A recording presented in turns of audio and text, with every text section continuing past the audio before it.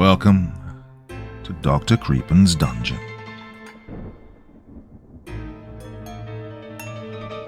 Shocking horror stories fascinate us because they jolt us out of the ordinary and confront us with the unthinkable. They push past the boundaries of comfort and morality, forcing us to peer into the darkest corners of human nature and imagination. In that moment of terror or disbelief, our senses sharpen. We feel alive even as we recoil. Beneath the horror lies curiosity, a need to understand what drives madness, cruelty, or the supernatural. When the story ends, we're left shaken but safe, having explored the abyss without falling in. A thrilling reminder of just how fragile and precious our own reality is, as we shall see in tonight's collection of stories. Now, as ever before we begin, a word of caution. Tonight's tales may contain strong language as well as descriptions of violence and horrific imagery. That sounds like your kind of thing. Then let's begin. Do not let the ghosts of Chernobyl touch you. I always wondered why ghost hunters never went to Chernobyl. I've seen movies where they have monsters or mutated animals there, but I've never seen anything on ghosts. You think with the nuclear meltdown and the amount of deaths that happened there, they'd have some activity going on. Well, it piqued my interest so much that I planned a trip there. Well, I've been on small ghost hunts all over the country before, so I was no stranger to this stuff. And I've been to the supposed most haunted places, but never really found anything interesting. Yeah, I've seen some weird stuff on my journeys, but never anything like what I came across in Chernobyl. The ghosts are completely different there. I'm not sure if it's the radiation before their death or after their death that completely mutated them. For the trip, I had to make sure I went alone. That was my thing. I noticed you get more paranormal activity when you go alone. Or maybe they feel like they have more power over one person than a group of people. But by choosing to go alone, it made the trip extremely difficult and much more dangerous. After months of planning and studying the land, I was finally there. I drove as far as I could and walked a few hours more to get there. I arrived early on in the day, hoping to hit all the landmarks, the Ferris wheel, the azure swimming pool, and the iconic rows of abandoned apartment buildings reclaimed by nature. When I finally arrived, I immediately started setting up my gear. I set up my camera and started live streaming the event online. I had a few die-hard fans that watched me live, but I mostly did the live stream as a type of insurance. If anything bad happened, I was hoping someone watching would call for help or alert the police. The first few hours were uneventful. I didn't hear or see anything. My supposed voice box was not picking up anything. I was honestly about to start packing up my gear when I noticed a comment on my live stream. "Who's that following you? Is that a cameraman?" "Following me? Nobody's following me," I assured them. "I came here alone. It's just me." I panned around and retraced my steps, but nothing was there. I thought for sure someone was trolling me, but more comments kept popping up from different people. "Who's that behind you?" they asked. Oh, this made chills run down my spine, but I had to keep my composure. This could be a local, or worse, someone looking to rob me. I did have a few $1,000s worth of gear on me. Being all alone in an abandoned city made me a very vulnerable target. If anything went wrong, I was screwed.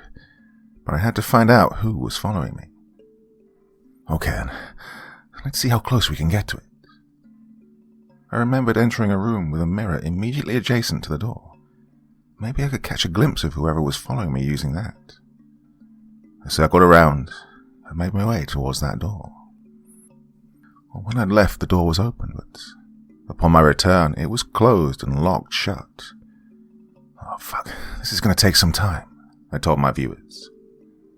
I left my camera facing the door and tried to force it open, but it felt like this door was nailed shut, even though I'd just been through here.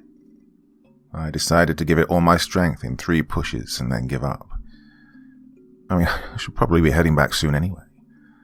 1, 2, 3. Bang. It flew open.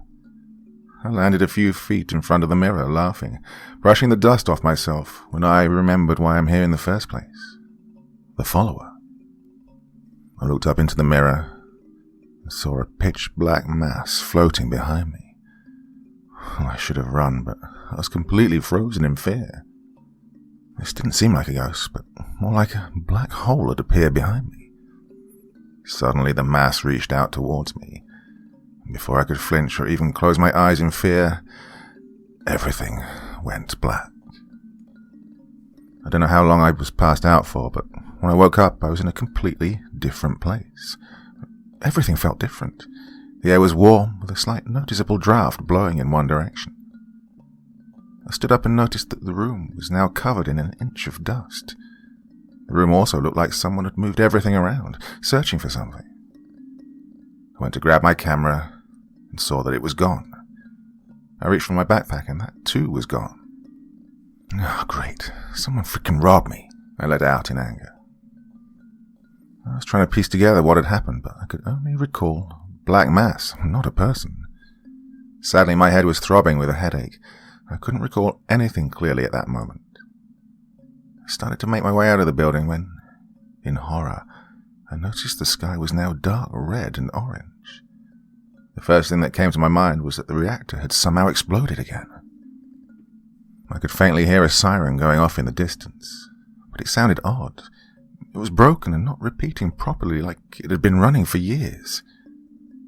I started making my way towards the exit and my rental car, which I could not be any further from. I had to make my way through the entire town and past God knows what with all this hell going on. If this was another nuclear meltdown, I was fucked.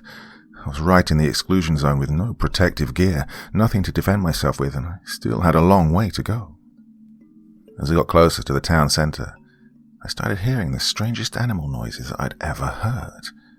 I thought for sure the radiation was slowly torturing whatever animals were left here to death. I kept walking, and I noticed the whole town looked different now. I don't know what happened when I was passed out, but everything was different. It was like people were still here, ravaging through everything. It was so different that I decided I should just retrace my steps so I wouldn't get lost in all this new junk. But I couldn't shake the feeling that something was following me. Maybe that same follower from before. I entered into a hospital I'd walked through earlier. In here, those ungodly noises were not as loud and terrifying. I swore that something or someone was out there in agony, and I didn't want to find out who or what it was. At this point I was feeling woozy, my head was throbbing, and I decided I needed a break. I entered into a room with windows so I could keep an eye on whatever the hell was going on out there. I was sitting, staring out the window, when I noticed even the trees looked different the closer I got towards the reactors. They were now bare and deformed. They looked like large bat wings curled in, but all the trees and branches were being blown away from the reactor towers, almost like a continuous wind was pushing them away. God, I wonder how long I was out for. Could I have been passed out a whole day and all this happened? I tried to ease my mind. This felt like a living hell. Could I be dead? As all these horrible thoughts were racing through my mind, a mother holding a small child on her shoulder staggered past the window. "Hey, hello!" I shouted, but to no response. She just kept on limping by in what looked like a great amount of pain. I ran outside in a desperate attempt to get her attention. "Hey, please, stop! I can help!" I kept running towards her and yelling and waving my arms. When I finally got close, she slowly stopped, but just stared straight forward. Well, this stopped me dead in my tracks. As I was closer, I could make out the details of her. She was horribly burned. Her ears were nothing but holes, and her face was a blank canvas of melted skin. The constant wind blew away the blanket covering her baby to reveal a large mass of flesh and small body parts half mutated into her body. Well, her child was dead. As I was now close enough for her to hear me, I could also now hear her. A whimpering cry was coming from inside her skin-covered mouth. I was petrified in fear. A mutated monster stood in front of me, and I didn't know what to do. In what felt like an eternity, she slowly turned her head towards me. She started motioning her head upwards in a sniffing action like she could smell me. Well, that was enough for me to turn back towards the hospital and run as fast as I could without looking back. I could hear her muffled crying getting louder and louder as she chased me. It was almost like she wanted my help. I dashed inside and slammed the door behind me as hard as I could, standing, staring at her. And that's when I heard it. Screams of agony started howling from everywhere, and the mother immediately ran towards the woods in fear. I was anxiously waiting to see what made that creature run off when, suddenly from behind the building, these horrific flesh-looking creatures started running and limping in my direction. I knew I couldn't hide from these things if they could smell me, so I ran towards the roof. I closed as many doors as I could behind me and quietly sat in an air vent as these creatures surged through the building. I tried to breathe as little as possible, but that was hard when you're terrified beyond belief. Well, the building was so decrepit and old, I could peek through where I was hiding. I wanted to see what I was running and hiding from. The smaller ones had already left the building. Only the big ones remained. As I was peeking through, a huge man in a hazmat suit stumbled by. He was bloated. He looked like he could pop at any second. His suit was sewn shut like human flesh, like it was a part of his body. Well, he was either terribly burned or mutated. I couldn't tell. Their flesh looked like melted candle wax. They all finally left, and I was alone with my fear. I felt like prey here. I needed to escape whatever this was. I needed to get back to my rental car. Well, now I'd had quite enough. I left that building and slowly made my way towards the exit trail. As I was walking, I noticed it felt like time wasn't moving here. It had been the same time of day as when I'd woken up. And it had surely been a few hours, but the sky was still the same red and orange, and this gave me an uneasy feeling. While I was walking, I noticed a normal-looking house far off in the distance. It wasn't old and abandoned-looking. It had a lit torch on the front porch, like someone was currently living there. Oh, finally, some good news, I thought. But this was towards the reactors, a place I didn't want to go to. I decided that the house was my best bet, so I carefully made my way towards it, not wanting to alarm any more creatures on the way. As I was walking, I could still hear the odd screams and howls off in the distance. I could hear the pain these creatures were in. As I walked towards the house, I looked up at the tall reactor towers. They looked enormous. I lifted my hand to shade my eyes from the glow that seemed to emanate from them. And that's when I realized I could see the bones through my skin. Oh, this caused me to quicken my pace. I started to jog since I was finally getting closer to this house. As I arrived, I could see a fire lit inside the house. Someone was definitely living there. "Hello? Anybody home? I need help. Please," I let out desperately. At that moment, a deformed dog came running out from beneath the deck. I ran back and stumbled as the dog was halted by a chain, just barely keeping it away from me. The dog was missing all its fur and constantly was scratching itself, staring me down a few inches from my face, growling and snarling at me. Suddenly, behind him, the door flew open. "Who's there? Why are you here?" said a man as he walked forward. He was old and looked like a priest.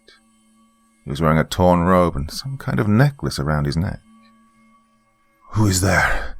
he repeated, but louder this time. Me. I'm here," I responded, confused. "Can you not see me?" I asked. "No, I cannot see. Come in, quickly now," he said, while motioning his arms towards the house. His dog seemed to calm. I walked past the beast and into the house as he shut the door behind me. Well, his place looked old. Everything in here looked like it was from a century ago. "Who are you? Why are you still here?" I asked. "Why are you here? You should not be here," he responded. "I'm lost, I think. Well, I don't know how I ended up here exactly. I was exploring the city when somehow I just ended up in this place." "You don't just end up here. What were you doing exactly?" he asked sternly. "Well, I was looking for someone Someone was following me and I tried to see who it was. And they touched me and I ended up here. I see. So you were why all those things were riled up then, eh? I heard a group of those things dragging something up to the church. I'm guessing it was you. Me? What do you mean? I'm right here. You are here, yes. But they took your body up to the church, he said as he walked towards a window and pointed outwards. They sacrifice something every chance they get, those dirty bastards. Oh, I'm sick of those things, he said in anger. I wish they would go away so I could rest in peace. What are you? Are you one of them? I asked slowly. But no, I used to be a priest. I stayed back as long as I could to help the people pass on, in peace, long after the army had left everyone behind. But I guess I stayed too long, because somehow I ended up stuck here. I can't leave or move on, and so I learned to live with these monsters. But I stay near the towers because it's the one place they seem to hate. Is there any way I can leave this place? I asked. I don't know. Maybe if we get your body before they tear it apart we can, but I've never tried such a thing. Most who come here never make it out. People have been here before. A few, yes, lost souls like you. A few government scientists came here once, but never returned. I think the monsters scared them away. Those creatures, the monsters, what are they exactly? Were they always here? No, they were people like you. They were left behind or chose to stay behind. Some tried to help. Some wanted to take advantage of the situation with greed. In the end, the radiation was too much for us all. The government hid from us how bad the situation really was. Am I dead? I asked suddenly. No, not yet. But I am. Right now you are in between both. We must hurry. I don't know how much time you have. We'll collect your body and try to put you back. He grabbed a walking stick, put a few vials of some liquid into his pocket, and we were off to the church. As we were leaving, he untied his dog and asked him what that thing was. Man's best friend, he responded. I used to leave him a bed outside my house. He seemed scared of those things out there.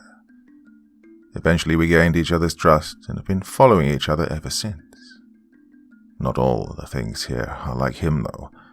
Almost all those things out there will try to rip you to shreds, given the chance. They take the limbs off of anything and leave them at the altar, like a gift. A gift for who? I asked. There's one out there who stays hidden, but all those creatures fear him, so they leave him gifts, hoping he won't go after them. What is he? I don't know, but he was close to the reactors when everything went down. I think he is the most mutated of us all. As we were walking along a path, I noticed a body mutated into the ground. His legs were cut off and he was slowly flailing his arms about, like he was trying to get unstuck, but he was cemented into the ground. The old man walked past it without noticing. I wanted to try to help, but I'm sure it would have attacked me the second I was too close. As we got closer to the church, I noticed bones were scattered everywhere. Be careful, he warned. How can you see the way? I asked. I have been here a very long time, so long that I barely remember my life before the disaster. My memories slip away more and more every day, and I fear that soon I will become one of these creatures. I felt pity for this man and wished I could help him. We walked towards the back entrance of the church. The windows were all broken and the front doors were barricaded shut. We slowly entered, and as we rounded the corner I could see my lifeless body laying on the ground. It felt odd looking at my own body. I ran towards myself. I was cold to the touch. I'm dead, I let out in worry. No, you are not, "Be quiet. We are in its den now," said the old man. "Now, lay down inside your body," he instructed. I followed along and lay beside myself. "No, lay in your body," he angrily responded as he was gathering candles and some cloths. I moved over a bit, and somehow I was able to lay inside myself. It was an odd sensation. I was cold, and I could feel a wetness all around me. "Now what do I do?" "Nothing. You wait." He placed lit candles around me, started soaking some pieces of clothes with a liquid and placed it on my body. "Stay quiet, and whatever you do, don't move." He took a few steps back and began to speak in a language I did not recognize. As he was doing this, I noticed the statue behind him begin to move. It was the one he was speaking about, the one who they fed. I yelled to warn him when the beast attacked from behind, launching both of them to the ground. His dog immediately jumped to his aid, but the creature threw him against the wall, leaving him lying motionless. Oh, he was terrifying looking. He had long, skinny arms with legs that were backwards at the knee.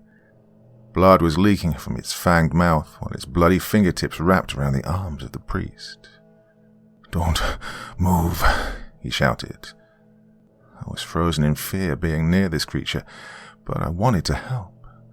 While the priest was holding back the fangs from digging into him, he pulled out a vial and threw it into the monster's huge mouth. It released its grip from him and staggered backwards, coughing a green glowing substance that released smoke from anything it touched. I thought for sure it was radioactive. The monster retreated outwards while the priest stood up examining his wounds. "Oh, the son of a bitch dug into me deep," he said. "Are you okay?" I asked. "I should be able to finish this, but just in case they come back, I'm going to make sure I get the last hit." He stood up and walked over to his dog. "Don't worry, buddy. I'll be seeing you on the other side," he said while petting his head. He then walked around the church, pouring something onto the ground, saving most for the entrance that we'd come in by. "What's that?" I asked. "You'll see," he responded. He then walked back over to me and started chanting again. "Are you going to be okay?" I asked. He ignored me and kept speaking in that unknown language. He was not even a minute into his ritual when a screeching roar came from outside the building. He started chanting louder while pulling something out of his pocket.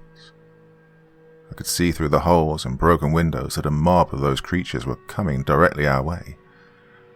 "There's a lot of them," I shouted. He then lit a match and threw it onto the substance on the ground. A purple flame erupted and lit our entire surroundings on fire. Arms and heads then started reaching into the building, trying to grab at us. I felt helpless.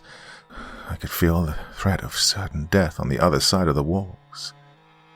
He took a step closer towards me as the fire grew and climbed up the walls. A strange glow began to form around me. I pulled my hand up to look closely at my fingertips when I realized that my physical body moved with me now. "It's working!" I shouted. At that moment, more and more of those creatures began ripping open the building. The glow around my body grew brighter and brighter when the roof started falling down, nearly hitting us. He then knelt down while continuing his chant. I started feeling sick. My body suddenly felt extremely cold. As the light around me grew too bright to look at, the monsters broke through the walls, storming inside at a great pace. The priest ignored all of this and kept with his chant. The roof then completely collapsed. It was falling closer and closer, and the creatures were within arm's length of both of us, and I blacked out. I was surrounded by darkness. When I awoke, I was in a dark room. The sun was down and I was freezing. I sat up and realized I was back in that room with a mirror, my camera sitting on the ledge and my backpack laying next to me. God, was that all just a dream? I asked myself. I stood up and looked at the time. It was 3:15 in the morning. What just happened? I gathered my stuff and walked outside. It was deadly quiet. No sound except the wind rustling the leaves on the trees. I started my way back and everything looked normal. I was back in the world of the living. I noticed a collapsed church on my walk back and stopped to look at it. It looked to have been burned. Graffiti covered one remaining wall. I stood there wondering if I'd imagined everything that had happened. And as I was looking through the debris, I noticed old priest robes, completely shredded to pieces. I turned around and walked as fast as I could towards my rental car, not wanting to think of everything that had just happened. The car started fine. I made it home with a few bruises, but nothing bad. I looked over my footage the following week, and to my disappointment, it didn't capture anything. Just me collapsing to the floor with nothing standing behind me. Did all that really happen?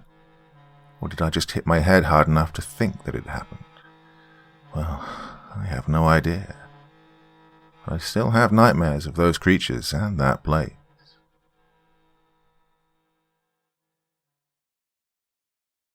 Let Me In by Will Rain. When I was 10 years old, I heard a man die and did nothing to help. It's not something I'm proud of, but I was just a scared kid at the time. I was often left home alone when I was a child. I won't say my parents didn't love me or anything so dramatic, but they had priorities, and oftentimes I was not high on that list. Still, I enjoyed the solitude. I had the run on the house and could pretty much get away with whatever I wanted while they were gone.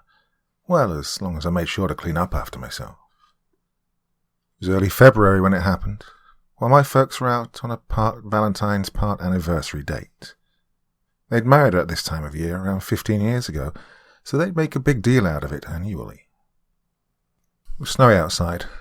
I wanted to go play in it while they were gone, but I had the biggest fear about inadvertently getting myself locked out of the house and freezing to death before anyone arrived to save me. It was close to 10 o'clock when my mum called and told me they wouldn't be home until morning. This would neither be my first nor last night alone in the house, so I assured her I'd keep the doors locked and get to bed at a reasonable hour. Surely what I considered reasonable and what she did were far different times. Were I being responsible, I would likely already be in bed, but I was happily in the middle of binging horror movies when she called. Oh, I won't say they never gave me nightmares, as my mother warned, but I still loved them. We had a great assortment of channels on our unlocked cable box, so it wasn't hard to track down movies to suit my late-night tastes. It was growing closer to midnight, and I felt my body begin to crave my bed when the commotion began outside. I peeked through the living room window to see a man screaming and running across the street. He was yelling out for anyone to help him. He even ran to some of the neighboring houses and pounded on their doors. "Help! For God's sake, somebody help me!" he cried out into the night, while he slammed his fist against doors and walls. Well, most houses just turned their lights off when all this began, but I couldn't look away. What could have got this guy worked up so? It's a typical suburban street I lived in as a kid.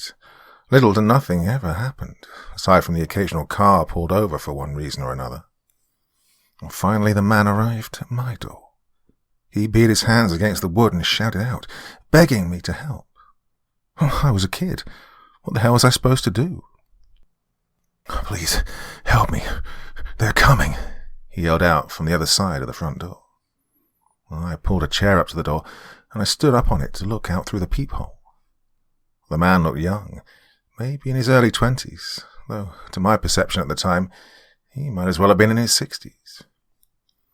He had dark beard stubble and wore a thick blue hoodie, a knit cap and gloves. It was really cold outside, so I knew he had to be freezing. "Oh, please, just let me in," he whimpered softly.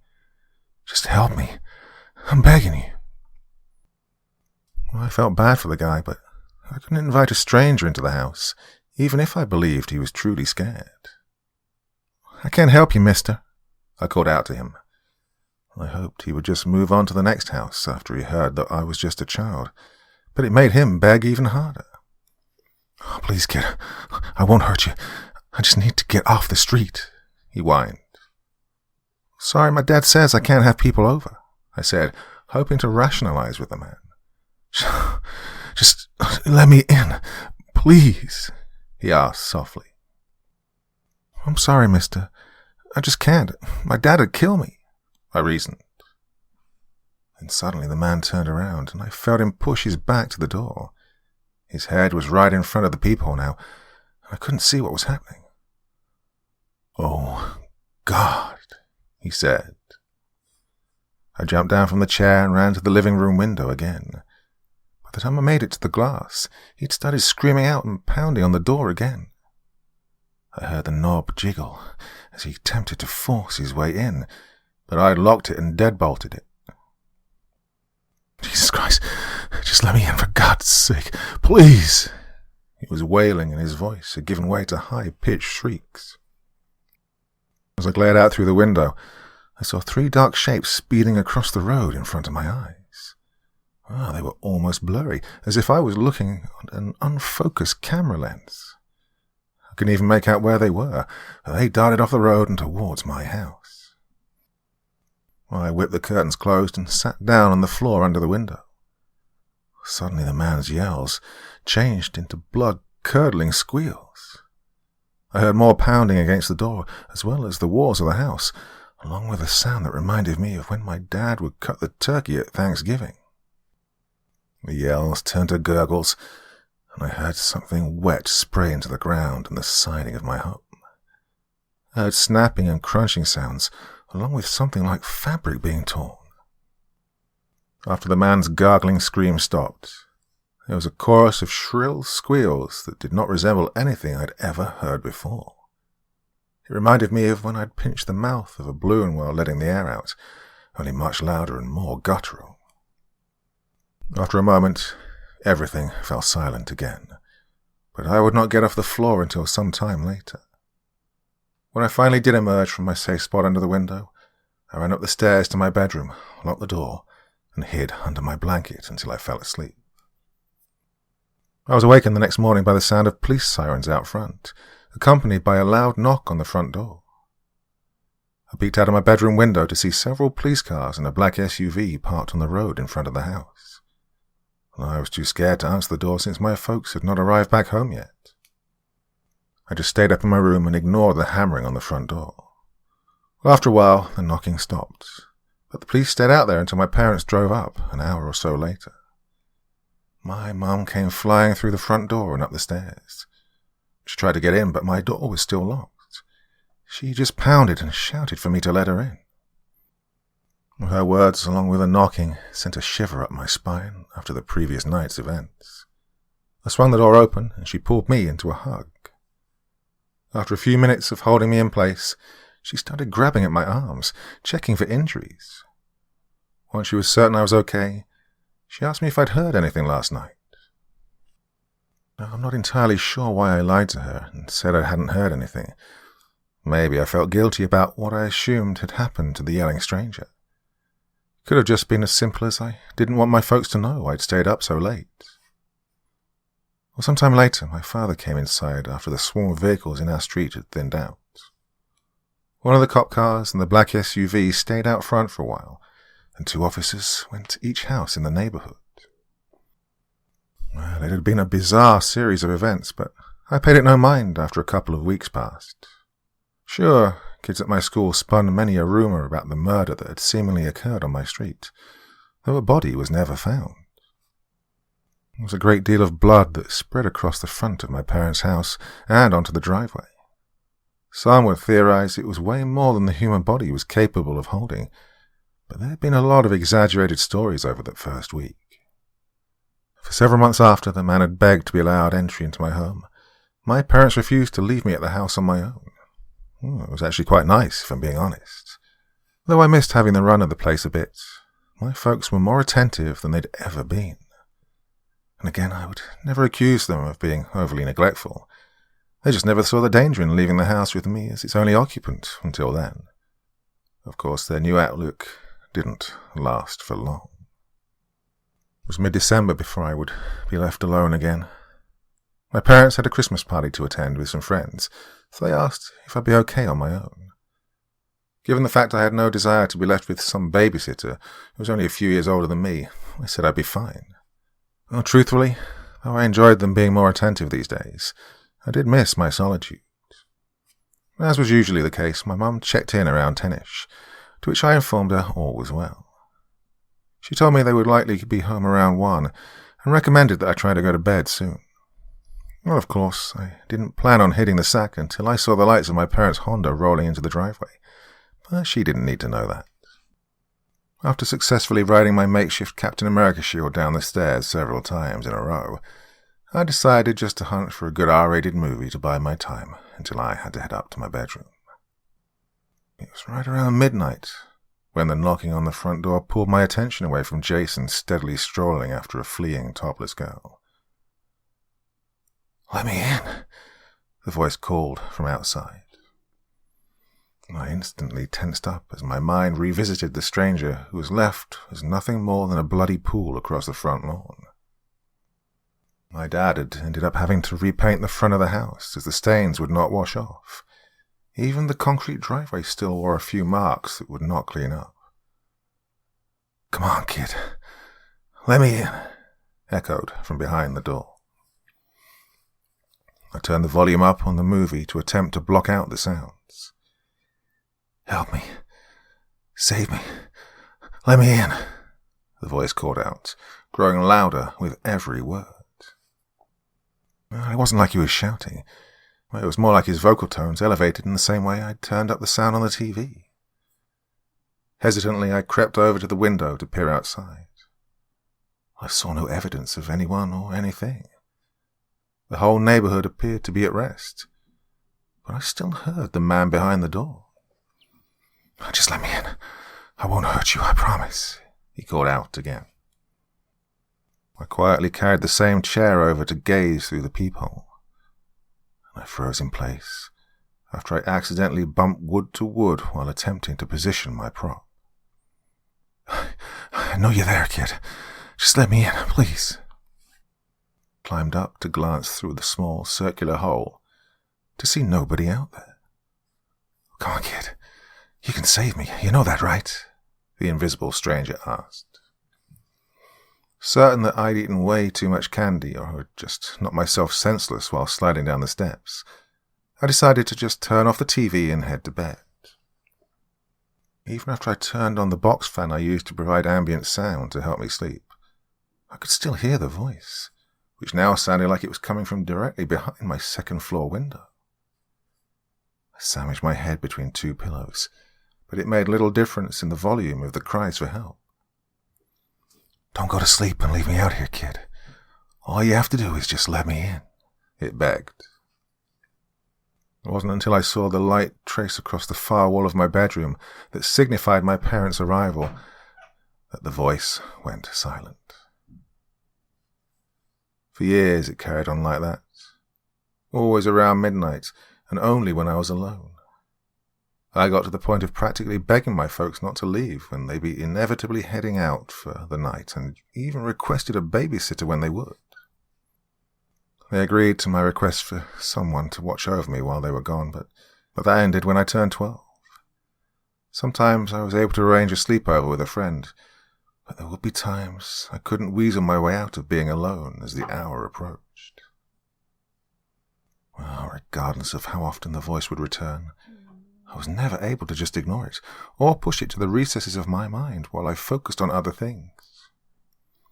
When my folks would be gone all night, the voice wouldn't stop until I finally drifted off to sleep, which always required quite the struggle to achieve. As the years progressed and my school days ended, I went off to college, where I'd have a roommate for a time. I'd involve myself in any activity that would keep me from being alone in my dorm room after hours. There were still those times I'd once again be at the mercy of the voice behind the door. No matter where I went in life, the stranger would follow. though there would never be evidence of his presence aside from the begging plea and knocks on the door. After college, I still maintained a roommate to avoid as many late-night visits as I could, though it wouldn't keep them away entirely. I couldn't exactly forbid my housemate from having a life, after all. For some years, I would only have to worry about the cries for help around the weekends. Unfortunately, when my roommate decided to move in with his girlfriend, I was shit out of luck. I'm sure I attempted to get another roomie, but my erratic and desperate behavior freaked most interested parties out. So every single night after my housemate moved out, the knocking and screaming came. No matter how hard I tried to ignore it, the volume would crank up higher and higher. I even tried checking into a busy motel for a night, hoping that the crowded hallways would keep it away, but no. As long as I was alone in my room, the pounding would begin again around midnight, without fail. For months I fought against my slipping sanity, but I could never block it out. Earplugs? Nope. Earphones with blaring music? Nope. Nothing would keep the man's begs for help from reaching my ears. Eventually, after way too many sleepless nights to count, I couldn't take it anymore.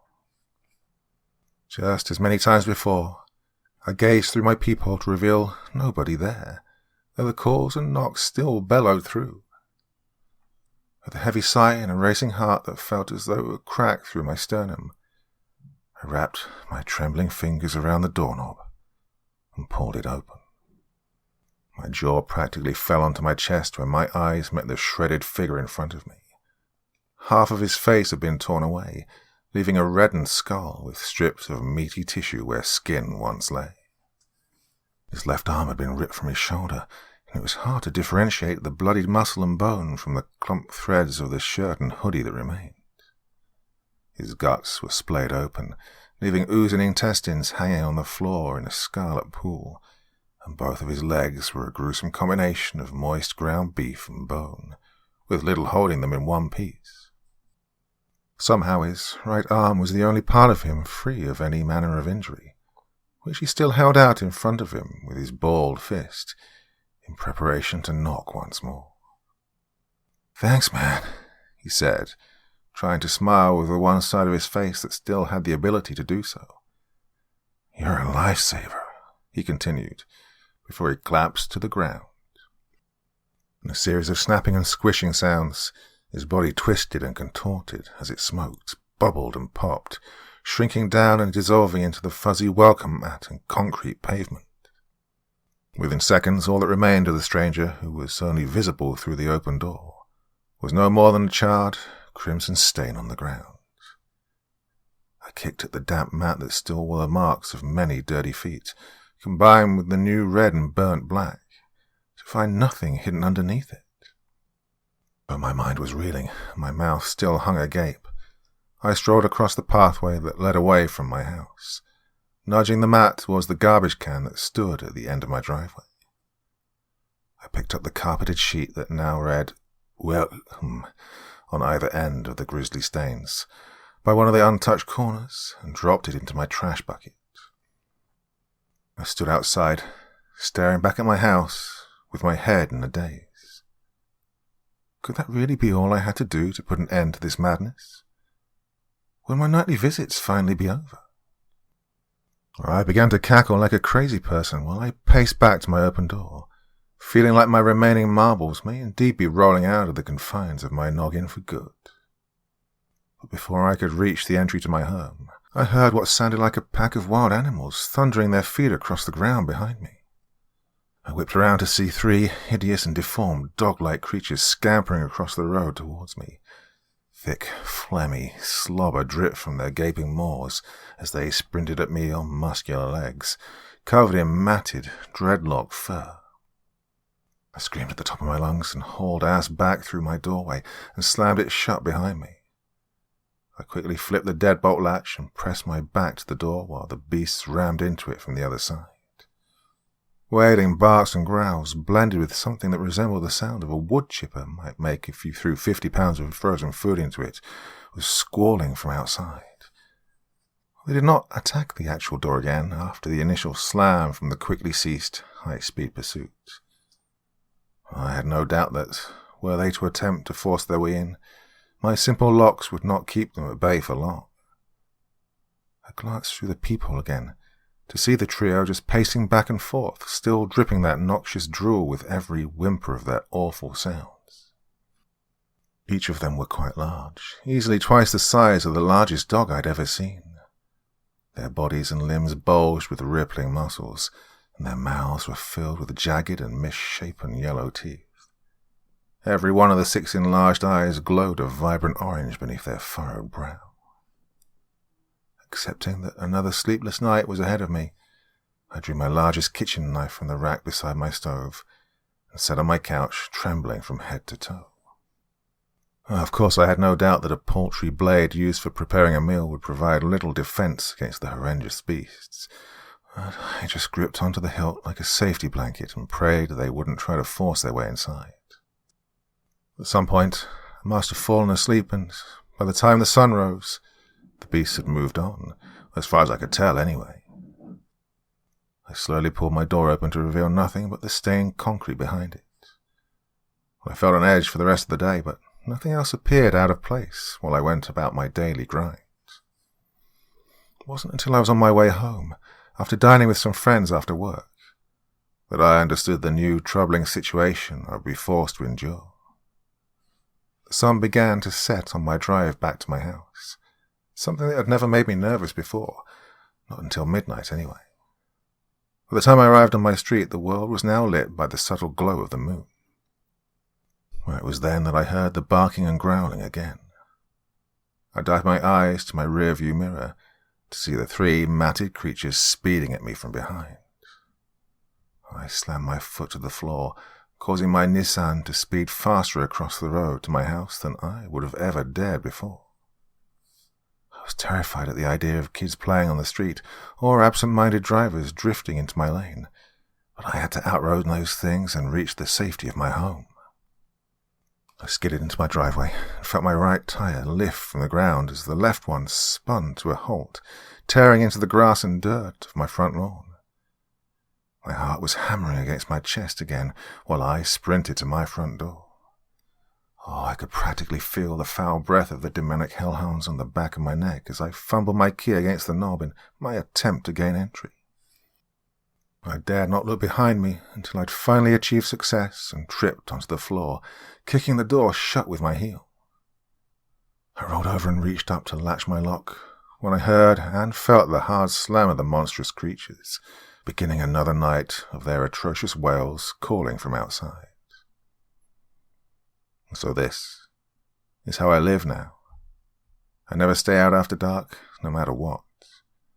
I feel a panic attack building up whenever I see the sun begin to recede for the night, whether I am safely behind my walls or not. I don't date. I don't socialize. Those things only lead to the inability to put a door between me and my stalkers when night falls. Well, I can't say mine is a happy existence, but I am alive. I wonder sometimes if I'd allowed that stranger entry the first time he'd begged for it, would I be where I am now, or would he have transferred this curse to me sooner? Somehow I doubt I'll ever have answers. But there has to be a way out of this, right? Well, if you take nothing else from this tale, just remember this. Should I ever come knocking on your door after dark, no matter how hard I beg, no matter how much I cry, do not even acknowledge me. And for God's sake, don't let me in.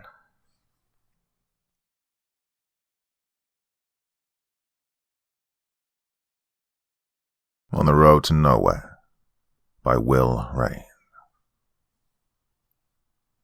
My old Toyota was barely hanging on during my trip to work that day. I probably should have asked around to maybe arrange a carpool, or even have just called in sick, but I was hoping it wasn't too far gone. It was approaching the end of the month, and the last thing I needed was to miss a day of work when rent was coming due. Well, the job paid pretty well. I still mostly lived paycheck to paycheck. I managed my money well enough, but things weren't always easy for the working man who never managed to achieve any further education after graduating high school. My home life hadn't been the most stable over those years, so I'd never been the most attentive student. Well, there were times I never even believed I'd see the other side of those times with my sanity intact. But life got considerably easier when I was able to move out of my childhood home. My old beater of a car was struggling like hell when I pulled into the parking lot at my job, but I kept my fingers crossed that it'd still get me home after my 8-hour shift ended. I'd been ignoring the check engine light for a while now, but it hadn't been struggling so much until that Thursday afternoon. I live a good 40 minutes away from my job, but the money was decent enough to warrant the commute. Still, I shouldn't have continued to procrastinate in getting my car looked at. It was my lifeline, after all.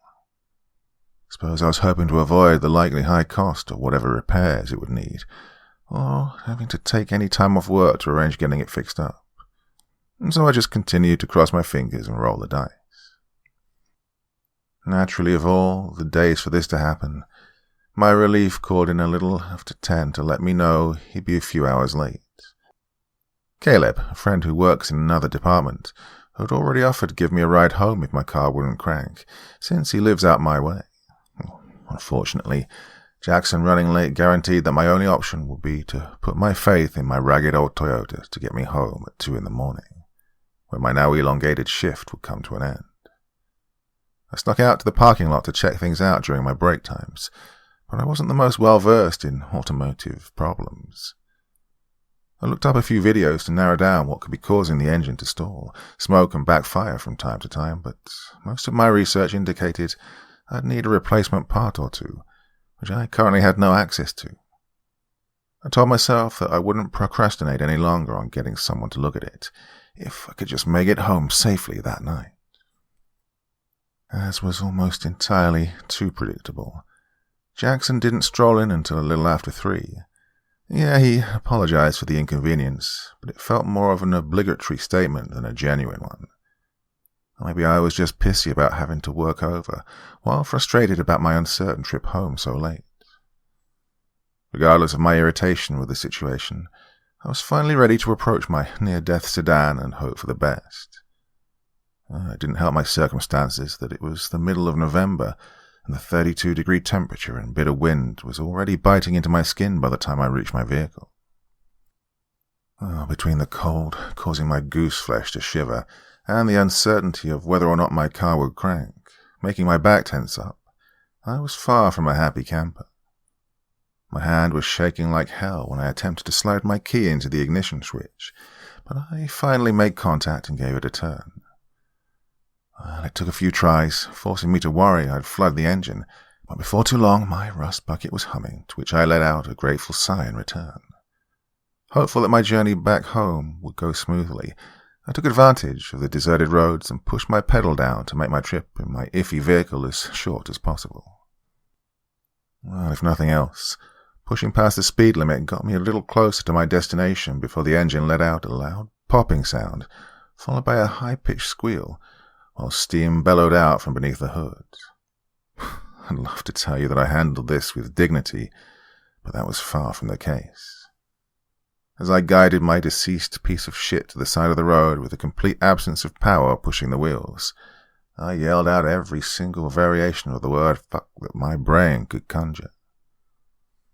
I slammed my fist against the steering wheel and the ceiling of the car, still screaming obscenities with every single swing.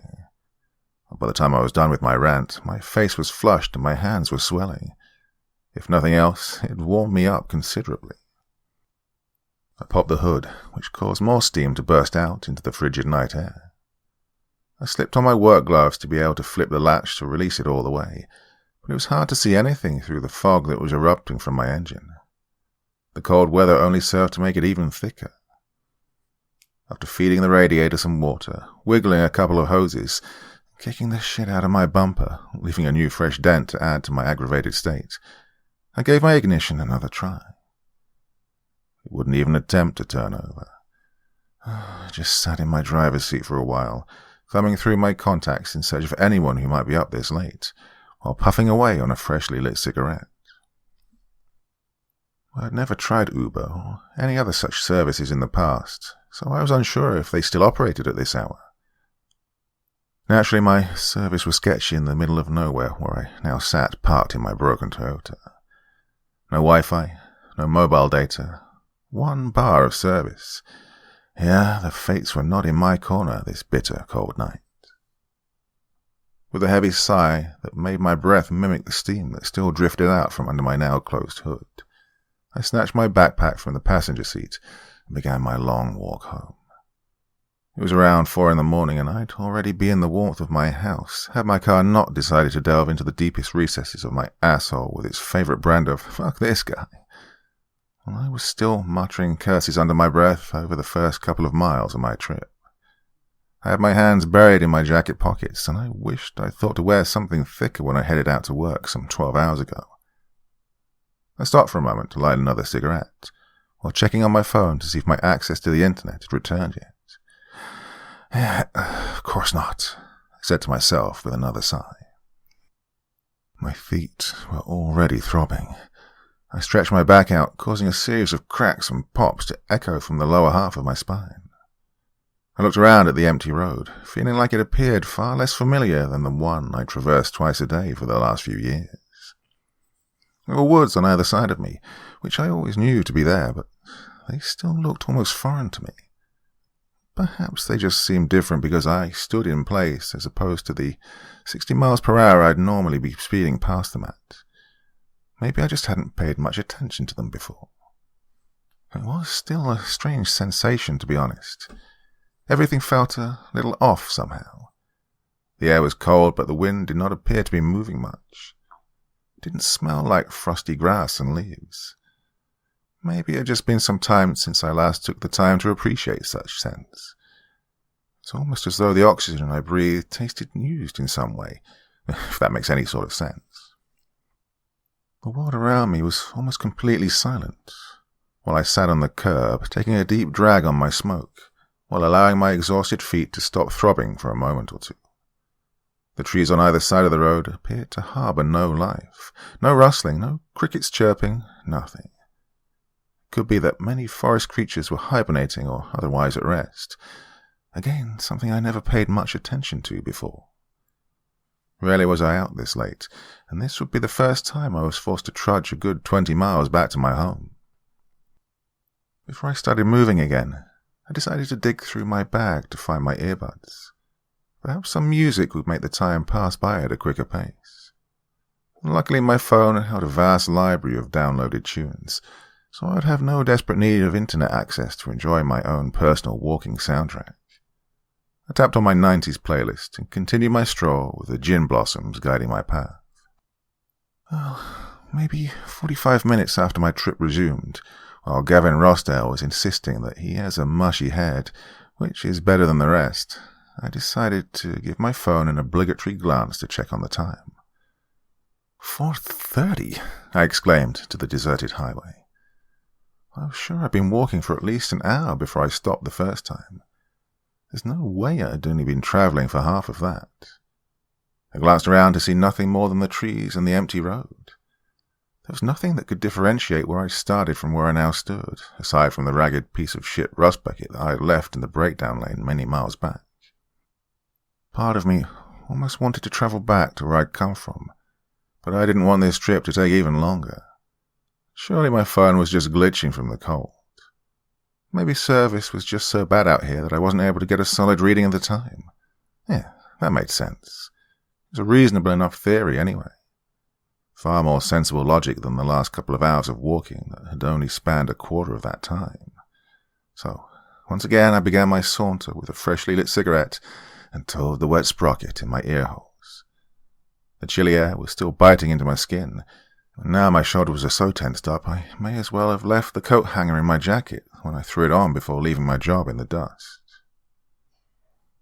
Every few minutes I glanced back at my phone to see the time remained unchanged. I kept going, regardless of the unmoving digits on my screen, assuming that this only proves my theory that it was nothing more than a technical issue. I continued to glare at the phone until another minute finally passed by on its face, which felt like it had taken a good quarter of an hour to my internal clock. After many more miles and only a handful of minutes having supposedly passed by, I knew that the sun should have risen by this point. According to my mental chronometer, it should be creeping up on 7, though my phone insisted it was only a little after 5. Well, I was sure that dawn had to be just around the corner, but I couldn't see the slightest indication that the sun would be rising any time soon. It didn't surprise me to see my phone's low battery light flashing either. I was growing steadily more skeptical about the possibility of ever getting back to my home, when the road finally showed me signs of life beyond my own. Oh, the world was so dark around me that the headlights approaching from my rear practically lit up the entire highway.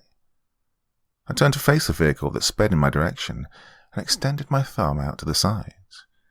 I could only hope this lone traveller would take pity on my freezing ass. Well, I may have been seeing things, but as the car drew closer, it looked as though it was bellowing almost as much steam as my own had been before it spluttered out. Still, I maintained my outstretched, pleading thumb and hoped to God they would pull over. As the long and wide 70s model Lincoln slowed down and drifted over to the curb where I stood, I practically leapt for joy in the back of my mind. I stashed my phone and earbuds in my jacket pocket and jogged over to meet the veritable land yacht that appeared to shudder wildly as it idled. The rear window behind the passenger door I approached had a transparent tarp in place of the absent glass, and the faded green paint was chipped and speckled with blotches of rust, but I was still excited to have a ride nonetheless. "Thank you so much," I exclaimed after pulling the door open to allow a cloud of cigarette smoke to erupt from inside. As soon as I got the words out of my mouth, a foul smell leaked out from within. It almost made me think of mouldy bread dipped in spoiled milk. The seats were covered by large sweatshirts that appeared to represent one football team or another. They were a similar green to the exterior, and had what almost looked to be numbers sewn into them in huge white patches, stained with yellow and brown splotches. They were more like symbols than actual numbers, though. Perhaps the shirts represented a foreign team, bearing a less recognizable numerology. The woman at the steering wheel didn't so much as glance in my direction when I slid into the vehicle and closed the door. She was incredibly thin, with heavy, wrinkled, and darkly tanned skin. It looked far from a natural tan, and she appeared as though she'd been the wrong end of many hard drugs in her time. Her bushy and knotted hair had a faded purple dye job, with dark roots and streams of grey and white running through it. She wore a faded blue and pink flowered dress that revealed her bony and withered arms. As soon as I snapped the seatbelt latch, she hit the gas without a word. Though the interior of the car was quite massive, I had little legroom as my seat was pushed up close to the glove compartment. Choosing not to take a glance into the mouth of my gift horse, I thought it best to not push my luck by adjusting the setting. Well, it was quite awkward to be sharing a car with someone who wouldn't so much as acknowledge me, but the fact that we were moving considerably faster than the couple of miles an hour I may have previously been going made it easier to tolerate a bit of discomfort. "I really can't thank you enough for picking me up," I offered in an attempt to ease the tension. "Ain't nothing," she spoke in a gravelled and worn voice. What brings you out this way so late?" I asked, trying my hand at a bit of small talk. "Driving." I just nodded my head while deciding it may be best to remain silent after all, as the woman to my left reached into the center console and pulled out a packet of Morley cigarettes. I had to double-take at the writing across the wrinkled, soft-shell pack, as it was designed to match the style of Marlboros, which were my go-to brand.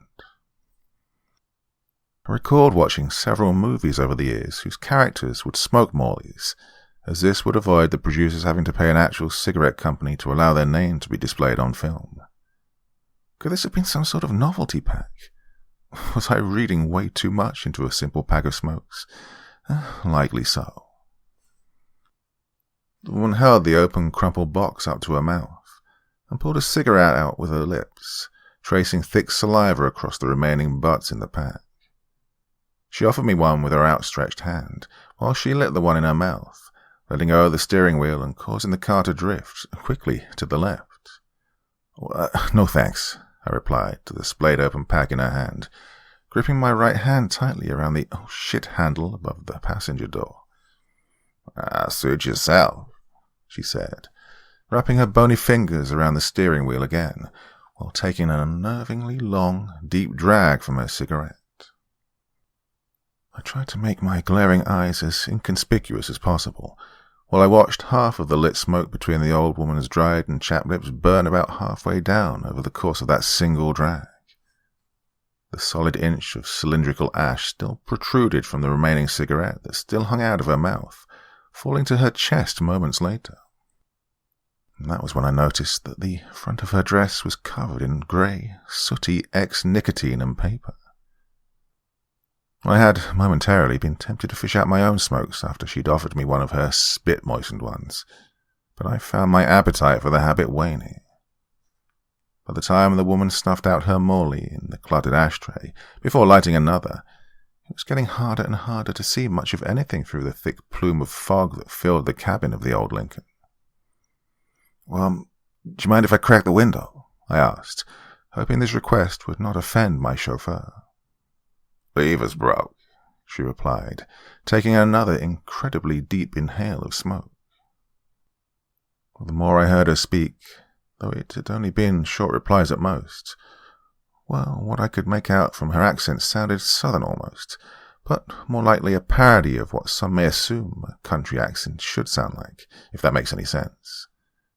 It reminded me of an actor putting on a southern drawl for a role, having never really heard one in person. "Can you roll yours down a little?" I continued, hoping I wasn't pushing my luck with the strange old bird. "This one's broke too," she said, jiggling the handle for confirmation. "Oh." "You can get out if it's bothering you," she stated with a shrug. And in all honesty, I considered it. We'd already been driving for a good 10 minutes or so. Surely I wasn't far off now. Still, the thought of getting back out into the freezing air versus just a little while longer of muffling my coughs and trying my best to avoid breathing in that awful smell would remain an inner debate for a while longer. "No, it's okay," I replied, still unsure if this was the right call. "Didn't mean any offense. I really do appreciate the ride." "Uh-huh." She shook her head from side to side while muttering under her breath. We sat in silence for some time, while my driver chain-smoked one after the other. I could hardly breathe after another 10 minutes had gone by, but I knew we had to be getting closer to my destination. This road was a straight shot to the town I lived in, and my home was only a few miles past the city limits. Though I couldn't see a damn thing through the smoke that engulfed the speeding car, I was certain I should be within tolerable walking distance of my house by this point. I was beyond ready to get away from that foul stench and breathe in some fresh air. Not to mention, everything felt, well, just a little bit off, from the cigarette pack to the phony accent. Sure, I could be overreacting to easily explainable things, especially with how exhausted both my body and mind had grown, but I wanted nothing more than to get out of this car and away from this woman. "Oh, if it's cool, I think this should be close enough," I said, breaking the silence that was almost as suffocating as the thick fog. "No," reply. "Yeah, I can just get out right here, if you don't mind pulling over." Still not a word. "I sincerely can't thank you enough for getting me this far." Was she still even awake? "Ma'am?" Nothing. All I could see was the flicker of light when she'd take another deep drag of her cigarette. All I could hear was the rumbling of the engine, the tarp flapping in the wind behind me, and the tires occasionally bump over the reflectors in the center line of the road. I waved my hand back and forth in an attempt to clear a line of sight through the cloud. Suddenly the woman's face emerged through the smog as she let go of the steering wheel and charged towards me. Within seconds, her whole body was on top of me in the passenger seat, and her wrinkled and bony fingers were wrapped around my wrists, pinning me to the door. "You ain't going nowhere." Her foul breath hit me like a careening truck. Apparently that was the very thing that was causing the spoiled milk odor that worked its way through the car. But that was only the diluted version. What struck my nose this time was so much more intense and stomach-churning. I had to fight against the lump forming in my throat, as well as the considerable strength of the frail old woman. "You had your chance to leave," she said softly. "I didn't have to offer you that." I could feel the car gliding from left to right as we still sped across the deserted road. I had no idea how this was possible, as the foot that was previously on the pedal was now pushing against the dashboard as she continued to scream at me. "I picked you up. That means I own your ass now. Them's the rules, boy." Her eyes were wide and maniacal, as was her menacing grin, which was filled to the brim with yellowed and rotten teeth. "Get off me, you crazy bitch!"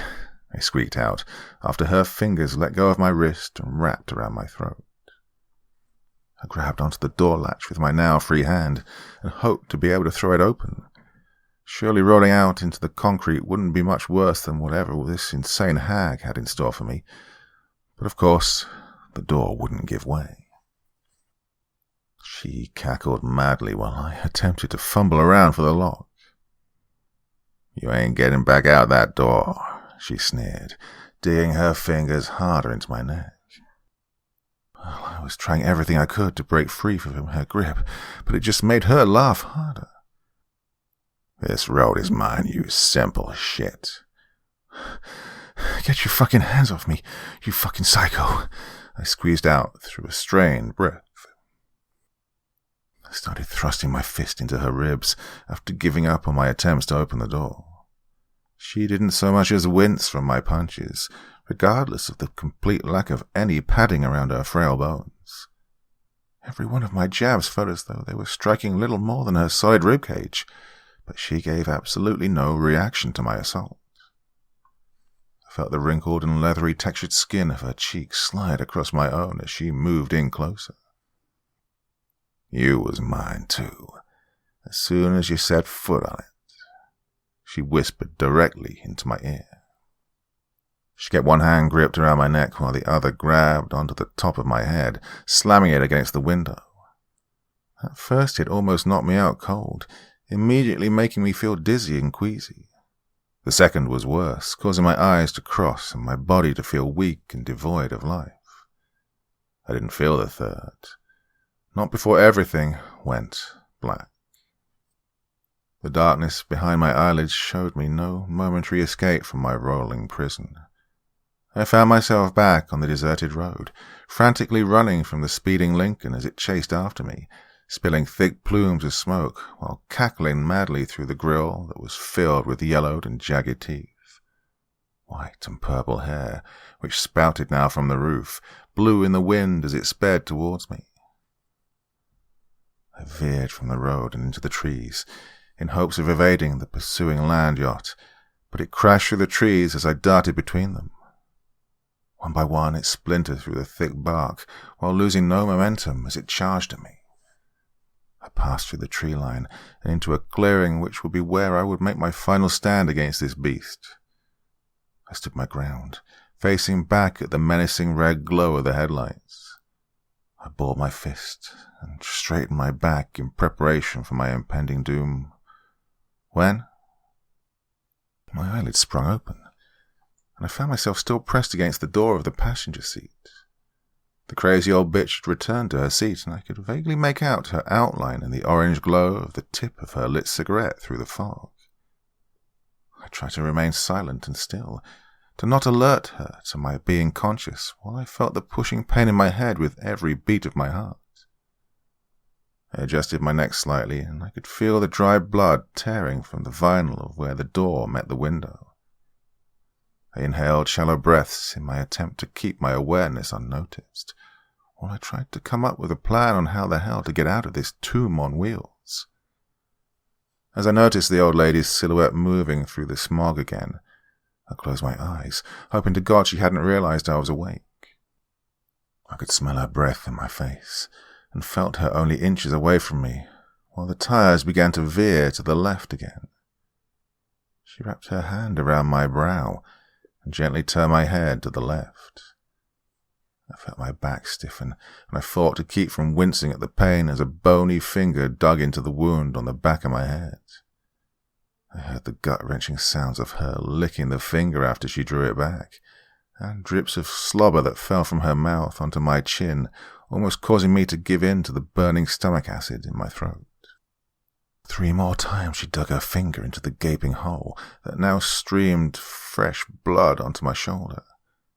Of course, it could have been her thick slobber leaking from her fingertips down my neck, but whatever it was felt sticky and moist, which, combined with the smell of her breath, to make the growing nausea even harder to battle against. "God damn, you taste good," she moaned, before running her tongue from my jawline to my temple. I was taking every bit of self-control I could muster to not audibly gag while the wretched harpy continued to sniff my hair and lick my face. The trails of saliva she left in the wake of her slurps reeked as much as the smoky plumes of foul breath she kept panting. Finally, she moved away from me, presumably back to her seat at the steering wheel, as I felt the car reposition itself into the proper lane. I slowly cracked my eyelids before committing to opening them fully.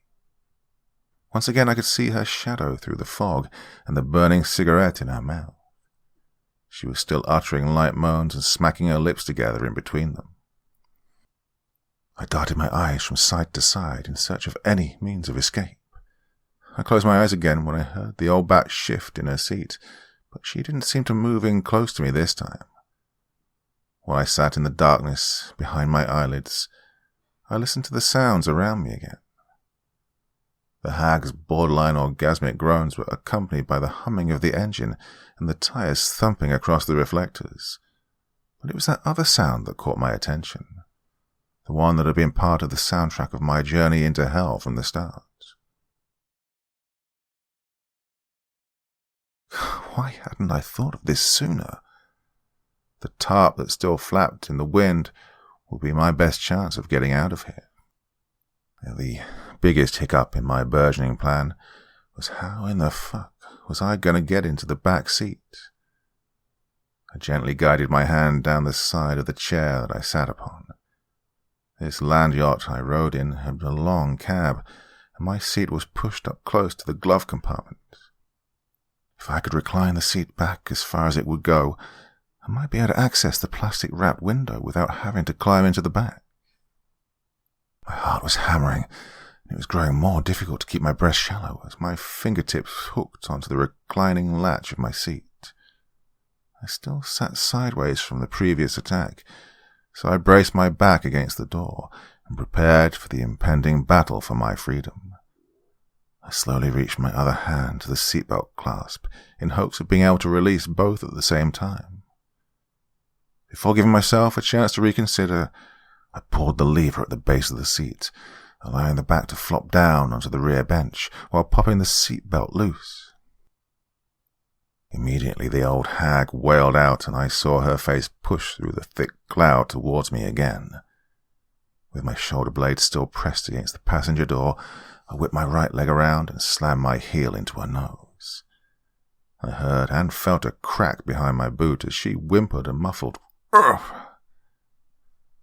The lit cigarette fell from her mouth and onto the carpeted mat on the floor. As I shuffled my body up the reclined seat back, I reached out to the plastic tarp and clawed my fingers into it, almost instantly forming the first tear. The wailing old bat charged at me again, and I tried to slam my foot into her mouth, but she caught it in her outstretched hands. I kicked at her with my other foot, while my hand still tore at the makeshift window.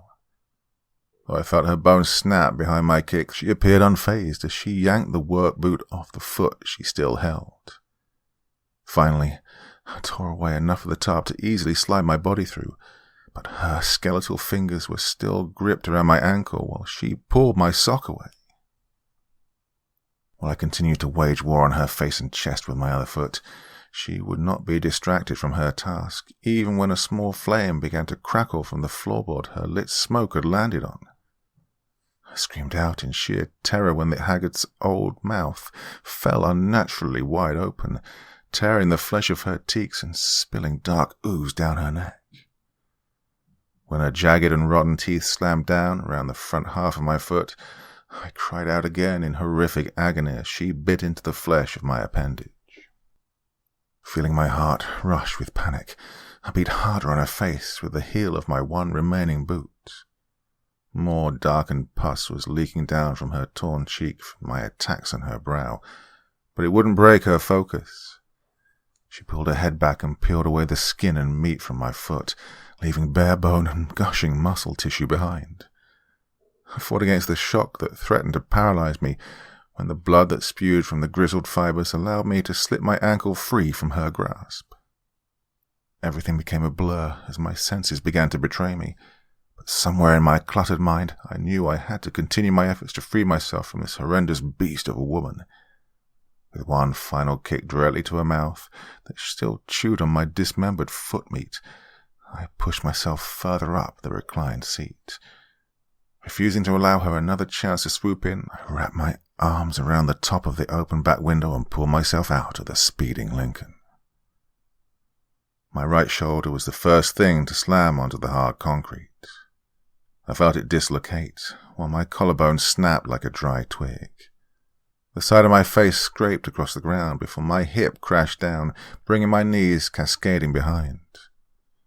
I was aware that more bones were breaking as my body spun and rolled across the rough and gravelly surface until I finally came to a halt where the road met the grass.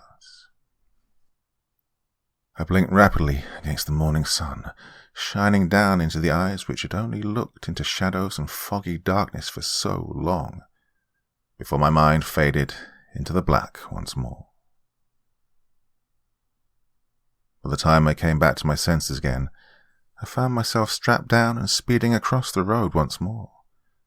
I was momentarily terrified that the mad bitch would swerve back to retrieve my broken body from the ditch, but my heart settled back into place when I realized I was in an ambulance.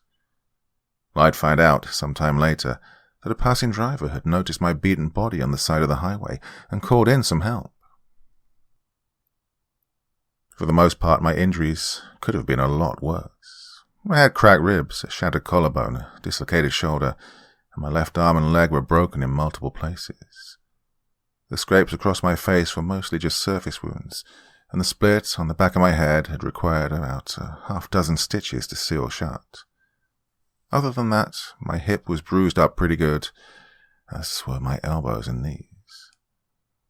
Well, the doctors had a lot of questions about the front half of my foot that was missing its flesh, but I wasn't about to tell them what had really happened.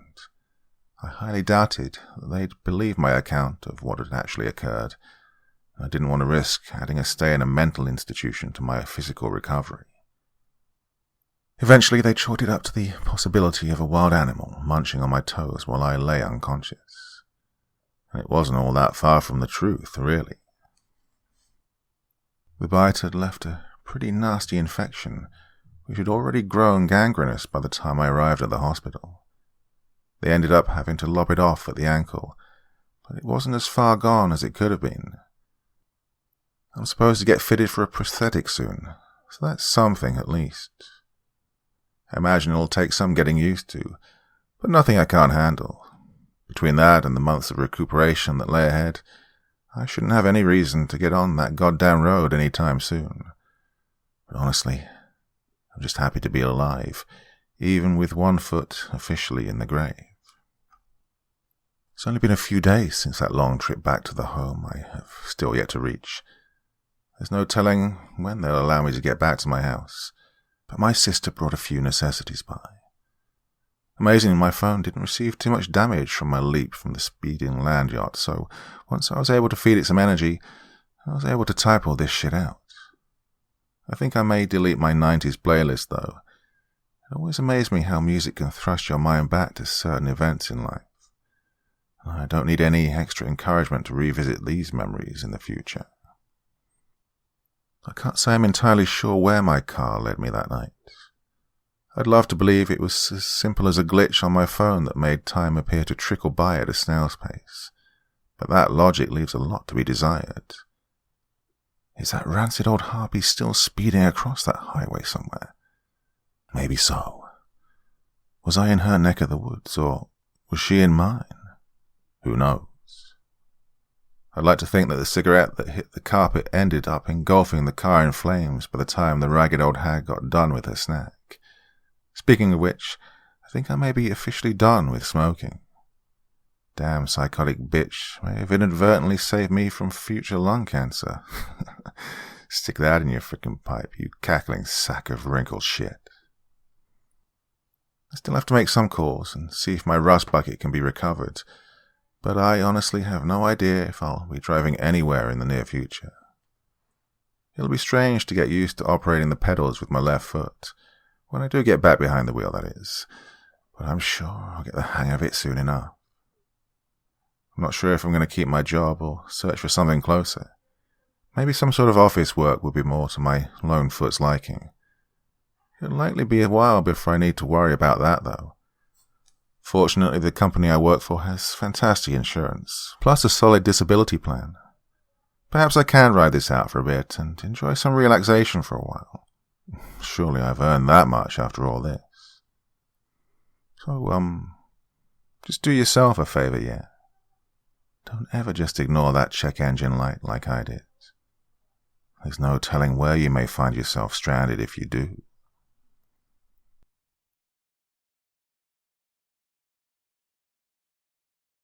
The strangest security tape I've ever seen.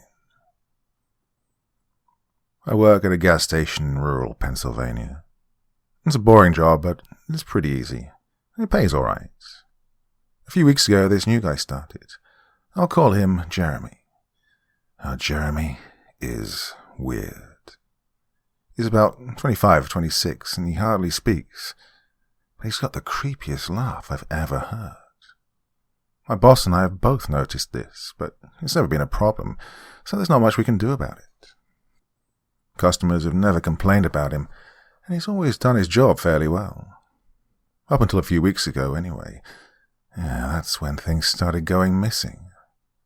Employee theft can be a problem at any business that sells consumer goods, and there's only one person working at a time at this gas station. It's a pretty small place. About 2 weeks ago, my boss started noticing that we were short on motor oil. At first, it was a few containers at a time, then entire shelves and boxes from the back room. Pretty soon, entire shipments would be gone the day after we got them, and it'd always be right after Jeremy's shifts. My boss has checked the security camera tapes from every single night he worked, but he could never catch him in the act.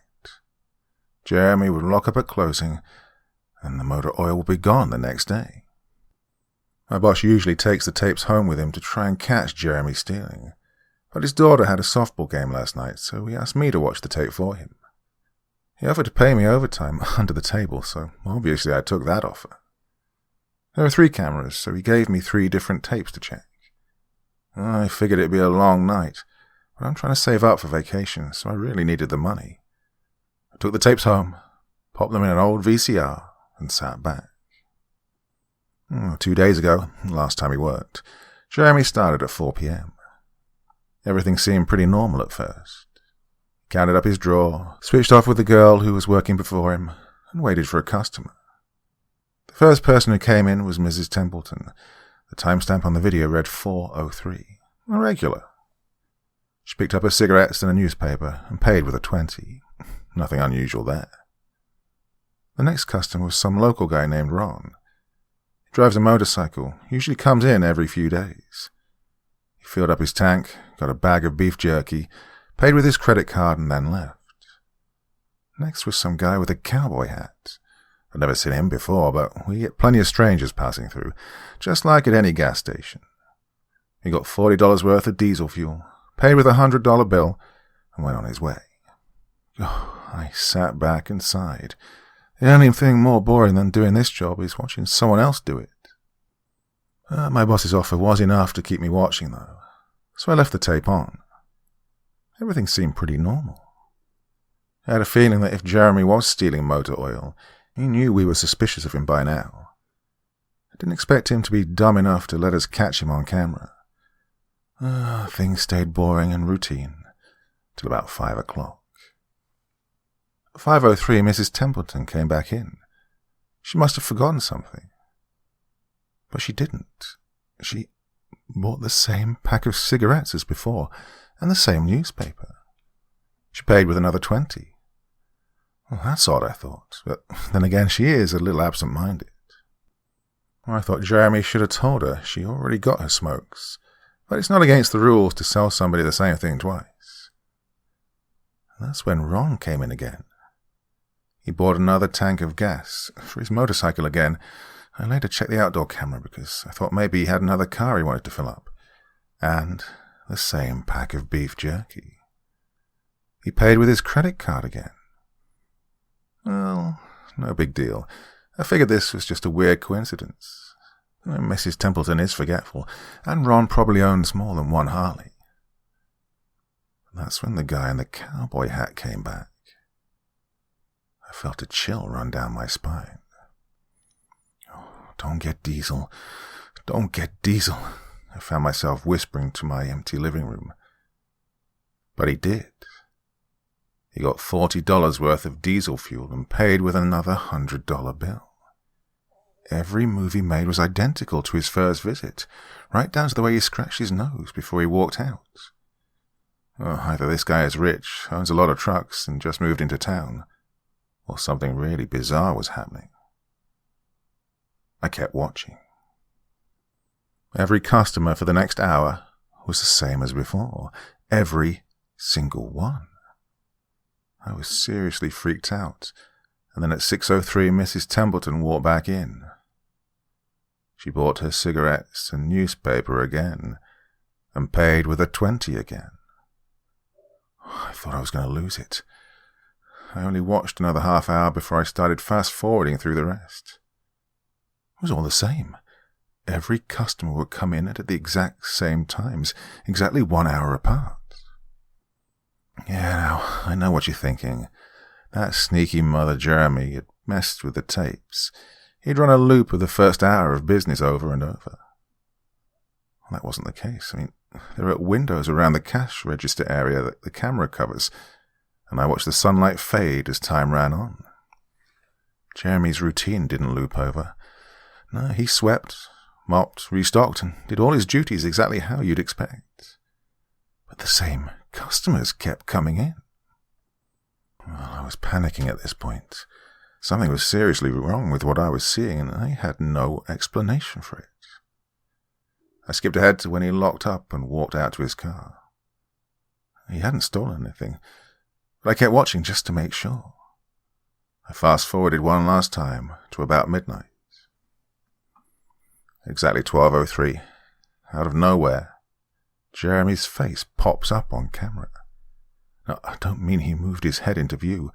I mean that 1 second the store was empty, the next his face was all I could see. He wasn't looking at the camera. He was looking at me. I was sure of it. I screamed and fumbled for the remote. By the time I grabbed it, he was gone, just as soon as he'd left. One frame he was there, the next he wasn't. My hands were shaking like crazy, but I popped in another tape. The other indoor camera shows the back area by the cash register, and I'd be able to see how he got up and put his face in the camera like that. I skipped ahead to 12:03. But there was nothing. I would have been able to see him standing on a chair or something on this tape, but he wasn't there. I didn't see him enter the store at all after he left. It's like he really wasn't there. He doesn't know the security code, and no alarms were triggered that night after he locked up. What I did see, however, was that at 12:03 the motor oil vanished off the shelf. I mean, all of it. Same as Jeremy's face. 1 second it was there and the next it wasn't. I turned that tape off and went to bed, but I didn't get a wink of sleep. My body's exhausted right now, but my mind is racing. That tape was undoubtedly the creepiest, most disturbing thing I've ever seen in my life. Well, I work in a few hours. My boss has asked me to bring the tapes back in and let him know what I found, but really, what the hell am I going to say? Jeremy works the night shift tonight, directly after me, and the plan is for my boss to come in just before I leave and confront him with me, as I'm supposed to be the one who caught him stealing. No idea what I'm going to do. I suppose I'll have to show my boss the tape, but I don't want to watch them with him. I never want to see something like that again. I can't get the image of Jeremy just smiling directly into the camera out of my mind. It was the creepiest look I've ever seen on another human being's face. Anyway, I'm going to try and get some last-minute sleep before I have to go in and deal with this. I'll let you guys know what happens. Update. 2:49 p.m. Updating from my phone. Apologies in advance for errors. My boss just finished watching the last of the tapes. I told him what to expect, but you really can't prepare someone for something like that. Well, he's scared shitless. I still am too. And Jeremy's due to come in at 4. We've got a little over an hour to get our shit together, but neither one of us knows what to say to him. Is he just some fucked up guy who likes to steal motor oil and scare the shit out of people? Or is he something else? I don't know if this is crazy, but could he have anything to do with the time loop? My boss said he never noticed anything like that in the other tapes, but the way he popped up in this one made me think he knew I'd be watching. It's like he wanted me to see what he could do, like he was showing off or something. The way he smiled into the camera was like a little kid showing you a sandcastle they just built or something. I don't know, I probably sound crazy. I sure feel the part. I'm going to talk to my boss some more. We have to calm ourselves down and figure out how to handle this. I'll update again tonight, but I have a really bad feeling about how this is going to play out. Update, 4:33 p.m. No sign of Jeremy. Tried calling him, but his phone has been disconnected. We're calling the police. Update, 5:33 p.m. No sign of Jeremy. Tried calling him, but his phone has been disconnected. We're calling the police. Update, 6:33 p.m. No sign of Jeremy. Tried calling him, but his phone has been disconnected. We're calling the police. Update, 7:33 p.m. No sign of Jeremy. Tried calling him, but his phone has been disconnected. We're calling the police. Update, 8:33 p.m. No sign of Jeremy. Tried calling him, but his phone has been disconnected. We're calling the police. Update, 10:58 p.m. Holy shit. Holy shit, holy shit, holy shit. I just got home and saw my previous updates. Things make less sense now than ever.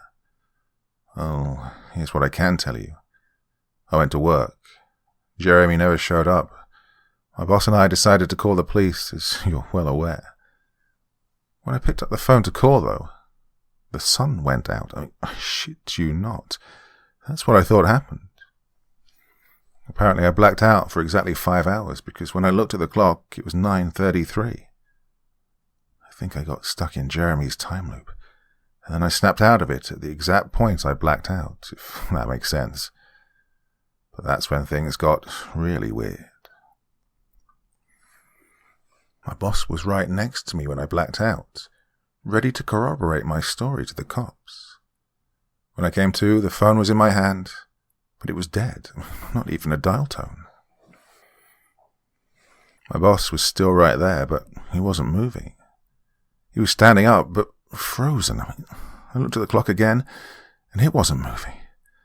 The second hand was stuck on the 12. It was exactly 9:33. The clock on the register and the computer screen wasn't moving either. My phone was frozen. There was even a customer at the register waiting for my boss to get him cigarettes. I'm betting that would have been his 5th pack of the day. Well, I got the fuck out of there. Didn't lock up, didn't turn the lights out, and sorry guys, I didn't grab the security tapes to upload on the internet. Believe me, that was the last thing on my mind. The gas station's on a major highway, and cars were parked all along it. Except they weren't parked, they were frozen. The people inside were sitting still as wax statues. I got in my car and prayed it would start, and thankfully it did. About halfway home, time started up again. The static from the radio turned into music, like it was supposed to be. From what I could tell by listening to the host talking between songs, no one had noticed the time freeze, or whatever it was. I was the only one. Well, I'm sure Jeremy noticed as well. I still have no clue where he is or what he's doing. I'm hiding in my room and calling the police again in the morning. I don't know if I ever got through to them before, or if I did, whether they took me seriously. I'm scared for my life at this point. Well, I'll update tomorrow, if I can. Final update, 10:33 a.m. I finally fell asleep last night around 4. No idea how I did it. I guess exhaustion finally got the best of me. This morning I woke up to my phone ringing. It was my boss. He'd been calling me since about 6. He woke up when time turned back on last night and immediately called the cops. They came by to see what was wrong, and he told them everything. The police around here are all small-time guys. They were more concerned with the missing motor oil than anything. But my boss figured as long as he had their attention that he'd take it. And they decided to go looking for Jeremy. We keep all our employees' applications on file, and since Jeremy had just started working here, his was easy to find. They checked the address on it and headed over to his house. Well, you are not gonna believe what they found. The address Jeremy listed on his application was an empty lot, or at least now it is. There used to be a house there, but it burned down in 1993. Being a small town, almost everyone remembers that fire. A family of 4 used to live there back then. Rumour has it they had an estranged son who they never really talked about, but I can't say for sure that that's true. What I can say is true is that, after an insurance investigation, the fire was ruled an arson. The entire house was soaked in oil and torched with a Molotov cocktail. The whole family was sleeping when it happened, and none of them survived. They never caught the person who did it. Rumour has it that when they tried to contact the estranged son, no one could find him. Anyway, my boss called and told me this, and I freaked out. Then he asked me to come to the gas station. What? Are you crazy? I said. But he assured me that the cops were there with him. Then he dropped the bomb. The FBI were also in town, and they were going to talk to me one way or another, so I might as well come in. It was about 7:15, and I wanted to go back to bed, but I figured I wouldn't be able to sleep much more anyway, so I went down. 4 men in suits greeted me and told me to have a seat. We went over everything 2 or 3 times until they got all the details down. I told them about Jeremy, the security tape, the last night at work. Everything. Finally, after I'd finished, one of the agents said, "Oh, Christ, we've got another one on our hands." Then they made me sign a bunch of papers saying I wouldn't tell anyone about what had happened, and so I can't say much more. Might be breaking the law by just posting this. So, now I'm home. Not sure what to do with myself. That agent's words when I told him the story are going to haunt me for the rest of my life. Anyway, I have to go. I have some errands to run today. Then I have to go into work to pick up some tapes. Yeah, my boss and I think this new guy, Jeremy, he's a complete creep. He's stealing motor oil, and I have to watch the security footage to see if I can catch him doing it. Well, I have better things to do, but my boss is paying me overtime, under the table, and I'm trying to save up for vacation so I could really use the money. Yeah, should be pretty simple. The oil always goes missing right after his shifts. I figure I'll just watch the tapes, catch him in the act, and that'll be that.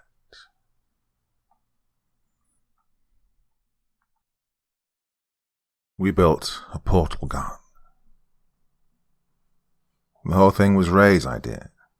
Yes, I had a hand in it, but I swear I had no idea what his plans were. Hell, I'm not even sure he knew, to be honest. was probably a year ago, give or take a month or two. I had a hard time making out his words at first, because he was just so excited, to the point of barely being able to form a legible sentence. The main thing I got from the phone call was to get to his house as soon as possible. He's usually a pretty composed guy, but something had him riled up, something serious. We've been friends since we were kids, ever since I helped him with a burgeoning bully problem in 6th grade. Ray was really shy, quite small for his age, so the bigger kids would lay into him pretty good. I didn't know anything about him at the time, but he always sat alone at lunch. When Ronnie Blige and his goons started harassing him one day, I couldn't let that shit slide. I wasn't especially strong or outgoing myself, but I never could stomach the bigger kids hassling the smaller ones. As soon as they swatted his lunch off the table and pushed him to the ground from his chair, I ran over before taking the time to consider my actions. Now, I'm not going to lie. I got my ass handed to me, but I stood my ground until Mr. Norris stepped in. He was a social studies teacher and was about as intimidating as a half-flattened grasshopper, but he was still an authority figure. I ended up being suspended along with Ronnie and his friends, but it was enough to make them think twice about pushing Ray around anymore. After all, I did get a couple of good swings on him too. When I got back to school the following week, Ray couldn't thank me enough for stepping in when I did. We became pretty tight from then on. Jess was Ray's sister, and I developed a crush on her soon after my friend introduced us. But out of respect for my friend, I never acted on my feelings, but the friend zone knocked me out of the running anyway. The three of us spent a long time together over the high school years, and we managed to hold on to that friendship after they left for college. I never went to university myself. I was never the best student, due in part to my fairly erratic life at home. Now, I won't go into specifics, but my parents' relationship was always rocky at best. Of course, I wasn't exactly the sharpest tool in the shed either. When we learned the national anthem back in kindergarten, I wondered what a dansely light was. Of course, I didn't ask anyone. Nope. I just assumed it meant really bright, and started using that shit in sentences. Wow, the sun sure is dancely today. Can I close the curtains? It's way too dancely outside. Don't call me stupid. I'm dancelier than you. Yep, I was about as dancely as a cave in the middle of a moonless night. No, I wasn't particularly smart. I was always pretty mechanically inclined, so I ended up working in a garage after school. Working on vehicles paid well enough for me to get my own place far away from my folks and carve out a decent life for myself. Ray dropped out of college after a couple of years, while Jess worked on her law degree for many years after. She always did like to argue. And he was always quite the intellectual, but would he claim that school was just attempting to dumb him down? Were it anyone else who claimed that, I would have thought them way too arrogant for their own good, but not Ray. As soon as I pulled into the driveway, the garage door opened with my friend standing behind it. His house was nothing especially big or fancy, but it sat alone in a wide open area, with a long road that led directly to the huge carport that sat next to the house. This is going to be the big one, brother," he said as he ran up to my car before I even had the chance to get out. "What's going to be the big what?" I asked, chuckling at his childlike enthusiasm. "2 words," he began to say, before being cut off by his sister pulling into the wide driveway. Jess was with her husband, Elijah, who was riding shotgun. He was a pretty good guy, but I can't say I didn't hold just the slightest bit of jealous contempt for him. Well, I'm fairly sure he knew how I felt about his wife, but he was cool enough to let it slide. Ray walked towards his sister and pulled her into a hug as soon as she got out of her car. He smiled at Eli and gave him an acknowledging nod, to which his brother-in-law returned the gesture. He waved us all to follow him into the garage, where he already had some fairly professional-looking blueprints spread across his work table. "You're not serious," Jess exclaimed after glancing down at the prints. "I worked it all out last night," Ray replied with glee in his eyes. "Okay, you've officially watched entirely too much Rick and Morty," I said, laughing out loud after I looked at the mapped-out sketch of what was labelled Portal Gun. Eli laughed with me while Jess appeared to be trying her best to keep her composure. "Look, I know it sounds crazy, but I swear to Christ it'll work," Ray said, looking between us. His voice sounded a bit pitiful, as we clearly heard his feelings. "Just trust me, guys," he pleaded. "I'll make sure we're all partners in this. Just have faith in me." "Ray, you're my closest friend," I said. "You know I've always got your back, but this is science fiction, not actual science." Now, to call my friend a genius would be dramatically underselling his intellect.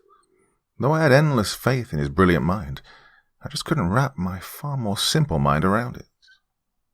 And after dropping out of college, Ray had started working on a variety of entrepreneurial ventures. I can't necessarily speak to what said work involved, since it is as above my pay grade as my understanding. By the time he was 25, he had, several patents and was worth more than $20 million. And that's with only 2 years of college. So for him to call this ridiculous idea the big one, I couldn't help but wonder what he considered big. This is exactly what motivated my next question. "Are you sure you want to risk your reputation on something like this?" I asked. He seemed to consider what I'd said for a moment. He was generally very quick-witted, and rarely lost for words, with us anyway. Even with all his success, he was almost painfully shy and introverted. I was usually the only one he could confide in, which made this whole ordeal even more shocking. He was always close with his sister, and he even took to Eli pretty quickly. He tried to share his wealth with all of us, but Jess was already a very successful lawyer, and I was just too hard-headed to accept any form of charity. I did allow him to invest in my own garage, though. I couldn't rationalize just taking his money as a handout, but he was happy to be a partner in my maintenance shop. "This isn't about the money," Ray said, breaking the silence that had begun to consume his garage. He looked at each of us with his eyes wide. There was a strange sort of desperation on his face that I'd never seen before. "Nothing I've ever done has left a mark on this world," he continued. "But this," he said, patting his hand on the blueprint, "this is my legacy. This could change the world as we know it." My mind was made up before I looked at Jess and Eli for confirmation. I still thought this was completely nuts, but I always had my friend's back. I wouldn't change that now, even if I thought his genius was giving way to a touch of madness. "Okay," I said, giving him a half smile. "What do you need me to do?" Ray lit up like a kid on Christmas morning, while Eli and Jess nodded their acceptance of whatever this plan held for them. Though mine would be the hands that would assemble this thing, according to my friend's instructions, I was unsure what role Jess or Eli would play. For the most part, they had little to no involvement. I assume Ray just invited them to be a part of it since they were part of our small circle of friends and family. Well, the design was far simpler than I ever could have thought, but my friend had absolutely no doubt it would work. Some parts took some time to get our hands on, and others cost Ray an insane amount of money. He claimed he didn't care about the financial aspect, but I wasn't entirely sure I bought that. Still, I couldn't believe how much he was willing to pay out for this ridiculous venture. I'd never seen him so blindly driven before. Honestly, he scared the hell out of me sometimes. My friend had always been a calm and composed individual, but he completely lost his shit at times during this process. I'd never seen this side of him before, and I even began to fear for his sanity. There were several times during those first few months where he would throw parts across the room or pound on the work table until his knuckles bled. There was something in his eyes at those times that caused me to feel very uncomfortable. He was like a man possessed, more so than one driven by a goal. After 3 months, we finally had our first attempt finished. When Ray aimed it at the wall and pulled the trigger, it did little more than lightly scorch the wood, and he flipped out. He screamed at the top of his lungs and launched the gun at the concrete floor. He stomped his foot on it, yelling, swearing so much that his words didn't even sound like any form of recognizable language anymore. he proceeded to beat and kick anything in sight. He punched the wall until the wood splintered from his blows. As soon as this legendary tantrum started, I got the hell out of there. I just walked around to the back of his house and lit up a cigarette while he tore his garage apart. After a while, his guttural bellows didn't cause me to wince anymore, but it was probably a solid hour before he calmed down. "What the hell was that, man?" I asked when Ray finally walked out of the demolished garage. "I'm sorry," he replied, staring at the ground to avoid any eye contact. "I've just put so much time and money into this," he continued. "I can't fail." "Well, maybe you should just walk away from this for a bit," I suggested. "No," he screamed out as soon as the words had left my mouth. "Oh, now," I said, backing away from my friend. "I'm sorry," Ray said. They won't. I can't stop now." "They won't?" I asked. "Who are they?" Ray continued to stutter, but he wouldn't give me a straight answer. He told me he wasn't feeling very rational at the moment, and not to listen to any of his crazy words. I finally got him settled down, and he agreed to take a few days off to clear his head. I was trying to get him to just drop this whole thing, but he wouldn't hear of it. We didn't talk for a couple of weeks after that day. It was probably the longest I'd ever gone without talking to him, but he'd freaked me out quite a bit. I'd gotten back into my regular schedule and resigned myself to just wash my hands of this whole ordeal. I felt bad for ditching out on my friend, but I wasn't going to take part in his descent into madness anymore. Just 2 weeks after his meltdown, Ray contacted me again. He apologized for the way he'd acted and practically begged me to come back and help him. "I worked it out," he said in a trembling voice. I couldn't tell if he was just nervous about making his apology, or if he was getting himself worked up again. After we talked for a while longer, I agreed to give him one last chance. I can't say I was excited about the prospect of taking part in this endeavor further, but he was my friend. After another 2 months, Ray's portal gun was ready to be tested again. My whole body was shaking as he aimed the gun at the wall of his garage one more time. My heart was racing. The device was simple in its design. It was almost shaped like a hairdryer. It had cables that ran to the heavy backpack. It made me think of a bad cosplay attempt at Ghostbusters proton packs. There were blinking lights and a couple of switches on the pack, while the gun itself had 2 knobs and a trigger. One knob was to adjust the diameter of the portal, while the other was to switch between entry and exit points. The toggles on the back were just to power up and activate the thing, and I'm pretty sure the LEDs were just for show. My friend asked me to flip the switches while he aimed the gun at the wall. "Well, here goes nothing," he said with his eyes wide and manic. As soon as he pulled back on the trigger, a small glowing circle of orange light appeared on the wall. He turned the first knob and the light widened before my eyes. After he let off the trigger, the circle of light changed to a perfectly round hole in the wall. He then turned the second knob and aimed at the opposing wall, leaving another equally round hole. Well, there was nothing special about how the openings looked. There wasn't exactly an enter here indicator, but Ray expected that. He told me to just be sure I kept track of which portal came first. My friend grabbed a basketball from a box to the side of the workbench. He gave me a strange look with a crooked half-smile before he tossed the ball through the first hole. Sure enough, as soon as the ball went through the left wall, it came bouncing out of the right. "Holy shit," I said in a monotone voice, as shock would allow me no more than that. After closely examining the basketball, Ray gave me a wink and ran towards the first hole. "No, wait," I yelled out, but he was running back through the right wall before I could even suggest that we run more tests first. He yelled out in a frantic and excited shriek after he arrived back on the other side of the room. We both laughed quite a lot when he thrust his arm through the left side and it popped right out of the opposing wall.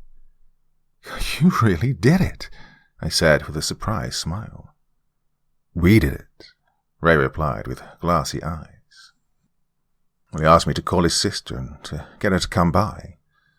While we awaited her arrival, we conducted a few more tests. I tossed the basketball at the exit portal to see what would happen. Somehow it couldn't even go through. It just bounced right back at us. We lobbed a variety of things through the origin hole, though we didn't need to prove that worked anymore. Honestly, we just had fun watching them go through one and pop out of the other. After a while, Ray flipped off the backpack switches, and both walls returned to their previous state. Still, in complete disbelief, I smacked my hands against both walls to find them completely sealed and solid. Well, it'd still be a few hours before Jess arrived, so my friend and I just kicked back and celebrated our success with a couple of cigars that he'd bought for this very occasion.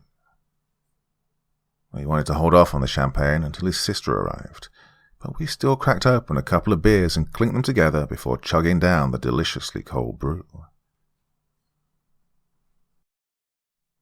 It was getting dark out when Jess and Eli finally pulled into the driveway. They didn't seem overly amused about coming out here, but they changed their tune after we gave them a demonstration of our accomplishment. They both just stared on with wide eyes and slack jaws as Ray strolled through one wall and out the other. They were at a complete loss for words until we popped open the champagne and passed around glasses. I can't believe you actually pulled it off, Eli said, barely aware of the drink in his hand. I always knew you'd change the world, little brother, Jess said with a wide smile. Ray was wearing a proud look on his face as he admired his own work. Well, it's like they said, you ain't seen nothing yet, he remarked, halfway to himself. That's the second time you've mentioned they. Who the hell are they, actually? I asked. Huh?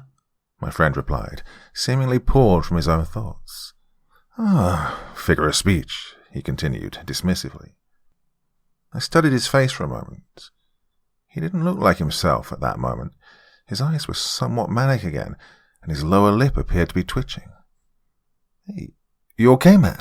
I asked. Huh? He replied, not taking his eyes away from the portal gun that lay on the table. After a few minutes of an incredibly awkward silence that had encompassed the room, Ray reached out and flipped the switches back to the on position. He slung the pack across his back and clutched the gun in his hand. He turned to meet Eli's curious stare. Do you trust me? He asked. His whole body looked as though it was shivering slightly. I had no idea what had gotten into him all of a sudden. I'd assisted him on a number of projects over the years, from juicing up the turbo on his Mustang to helping him convert a simple and cheap drone into something with an incredibly long range. He'd had so many projects over the years, I couldn't even guess how many different ideas he'd had, but I'd never seen him like this. Eli looked at his wife and then over at me. He seemed uncertain and appeared to be looking for confirmation that he should indeed trust his brother-in-law. Jess just shrugged, but I shook my head. I wouldn't even trust my friend with how he was acting right now. I guess, he said, sounding very unsure whether this was the best response at the moment. Without another word, Ray quickly switched the gun's knob to the exit position. His expression grew even wilder when he held it outstretched in front of him, aiming the barrel at Eli's midsection. What are you doing, man? Elijah asked, backing away from Ray. This is going to blow your mind, my friend said in a voice that had grown high-pitched and frantic. Ray, stop, I yelled out, but he pulled the trigger before I could attempt to stop him. Jessica screamed out in terror as her husband's eyes went wide and blank. I just stared in shock as the portal appeared to wrap around the center of his body that left the upper and lower sections detached, held in place by the opening that glowed with a vibrant green light. I didn't see the room behind Eli through the hole, but what looked to be a completely alien landscape. With the neon-light hues emitting from the void, it almost resembled gazing through night vision goggles. Jess tried to run to her husband, but I grabbed her arm and held her back. She beat on my chest while screaming out, "What did you do to him?" She yelled as much to me as to her brother. "I don't know," I stuttered, completely lost for words. "I don't know what this is." I needed her to know that I was not a part of whatever the hell this was, but that I was in complete, horrified shock myself. Ray let the gun drop to the ground beside him, and he held his arms outstretched to his sides as something began to appear from within the portal in Eli's torso. "Jesus Christ," I said, as I watched two thin skeletal arms reach out and grip onto Eli's chest and upper thighs with six-fingered, elongated hands. As the creature forced its way out of Jessica's husband, the pressure from its limbs bent Elijah's chest and legs backwards into a horrifying sort of reverse sitting position. He appeared to float in mid-air, while the portal held the two halves of him together. I heard bone snap and tissue tear as a screeching face worked its way out of the hole. The head looked like a deformed human skull, with a greenish-grey skin tightly wrapped around it. The face split in the center to reveal long and widened teeth. As it shrieked, its whole head halved in the middle, making it look like a nightmare version of a Pac-Man. It had no eyes, only the wide mouth and stretched skin that continued down to the emaciated and sunken chest that now forced through the void in Eli's body. My senses finally seemed to recover, while the thing was still attempting to escape into this world. I picked Jessica up and ran towards my truck. "No!" Ray screamed out, while I was attempting to force the frantic Jess into the passenger seat. "There has to be two," he yelled as he came running towards us. Behind him, I saw the beast fall to the ground after escaping through Eli's body.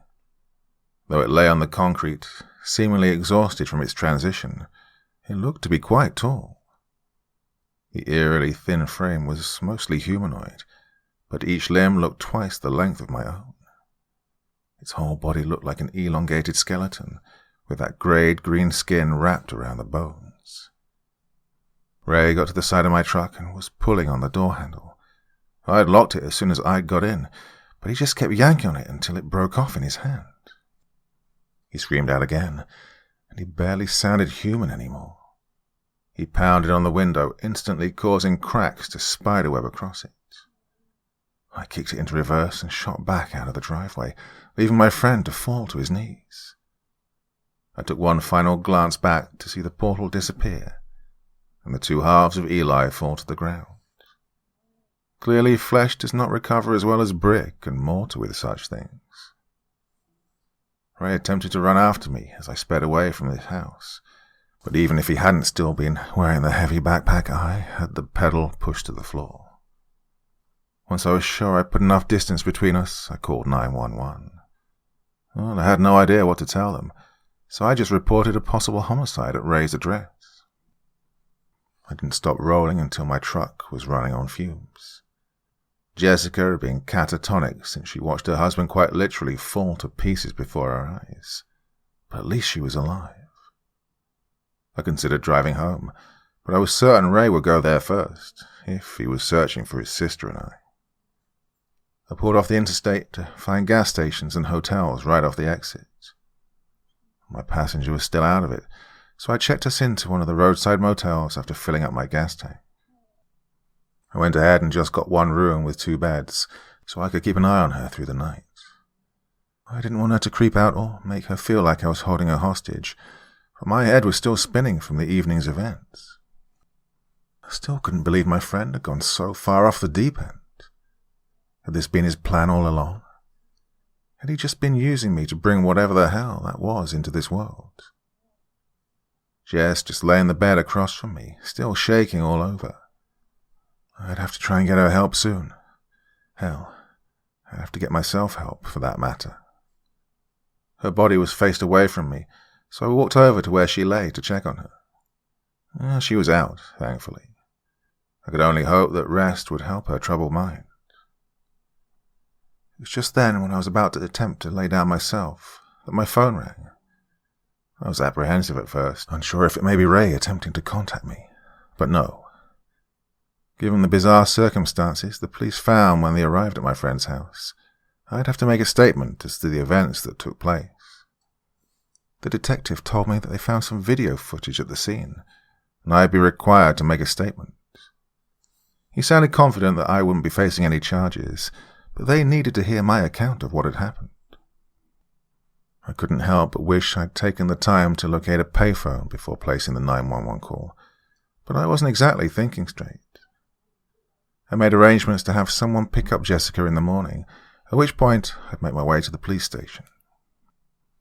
I was still very uncertain as of what to expect, but I knew Jess was going to be in need of some serious psychological care. The investigator was actually far more understanding of my apprehension and concerns than I would have expected.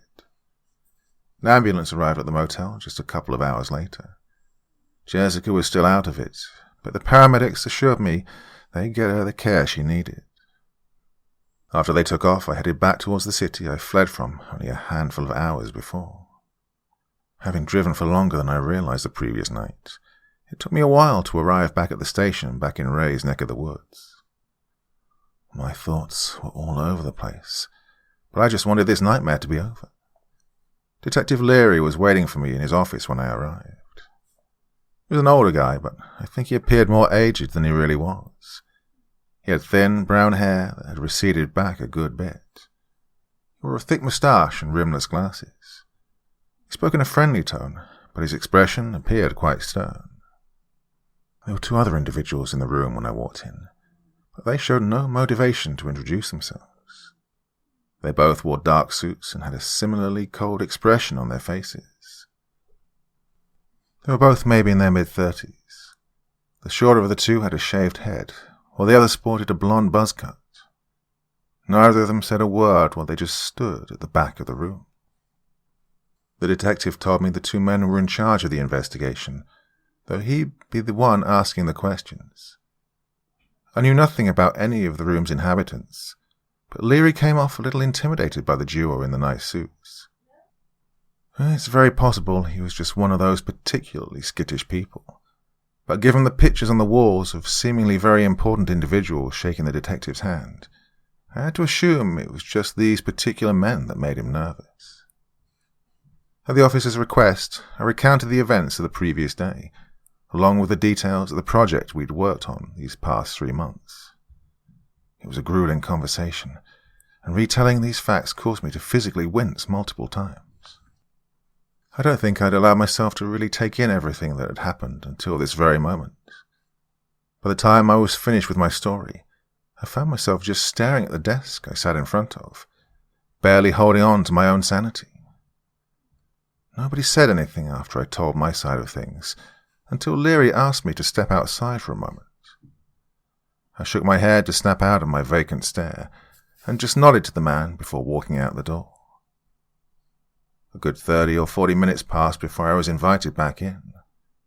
As soon as I strolled through the open door, the two silent men walked quickly past me without so much as glancing in my direction. Well, they seemed friendly, I remarked to the detective before the two were out of earshot. You have no idea, he replied. Leary went on to explain that the men in the finely tailored suits were against the idea of me seeing what he wanted to show me. He told me he thought I had the right to view the video footage they'd found. This may be tough to watch, and I'm sure you're going to need a truckload of therapy after this. So, it's completely your call, he said, holding the remote control to the monitor that sat on the other side of the desk. I considered his words for some time before I reluctantly agreed to watch the tape. I wasn't quite ready to face the reality of everything that had occurred, but I had to know what happened next. As the video began to play, I wondered when exactly Ray had begun recording. I asked the detective to fast forward through the events I'd witnessed firsthand and basically cut to the chase. I stared on with wide eyes as the video sped through the horrific act that had been forced on Elijah. Poor guy didn't even have a chance. I have no doubt that even if he had denied Ray's question of trust, he would still have met the same fate. Leary started playing the tape again, and I watched my truck speed away from the house with my friend screaming out after me. The skeletal creature still lay on the concrete of the garage, while Ray erratically paced back and forth. "There has to be two," he was muttering over and over to himself as he walked from side to side across his lawn. "There's no time for more, no time at all," he continued, sounding more maniacal with every word.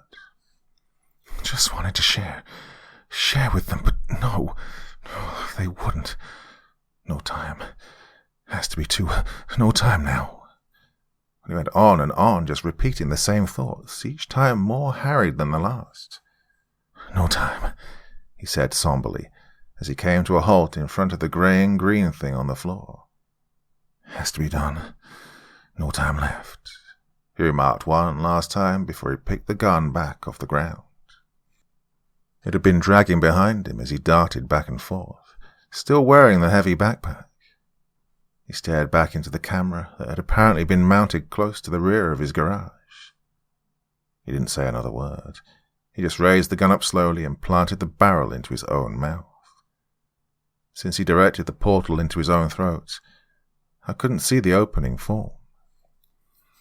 He just stood there with his head tilted back while both of his arms dropped to his side, and the gun fell to the ground. For minutes he just stared motionlessly up at the sky. I audibly gasped when the long, bony fingers reached out of his mouth. They gripped at the sides of his face and forced the opening wider, splitting and tearing the flesh. I fought against the lump forming in my own throat as I looked on while Ray's face was ripped and his skull cracked and splintered. His neck bulged and tore open, while sharp twigs of rib bones pierced out of his chest. What was left of his head gave way as the thing forced its way out. Chunks of bloody meat and scarlet tissue fell to the ground, each part sounding more moist and sticky than the last.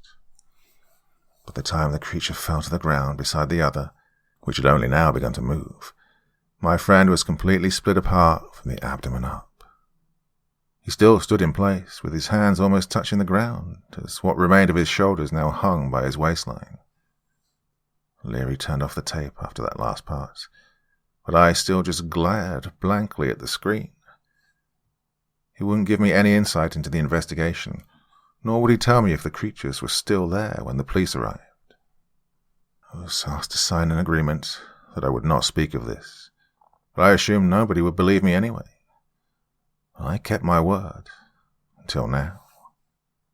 It's been about a year since that awful night, and I've been attending regular therapy since. Jess is still in the mental institution, but she finally started speaking again a few months back. I make sure to visit her at least once a week, and she's slowly coming back to herself, though I highly doubt she'll ever be the same as she was before all of this madness. I have no way of knowing whatever happened to the monstrous beings that were birthed through my friends by the way of the portal gun that I helped create. I can't speak to the location of said invention either.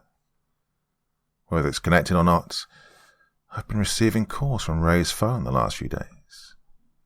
I finally broke down and answered it last night. I don't know how, but it was my friend's voice on the other end.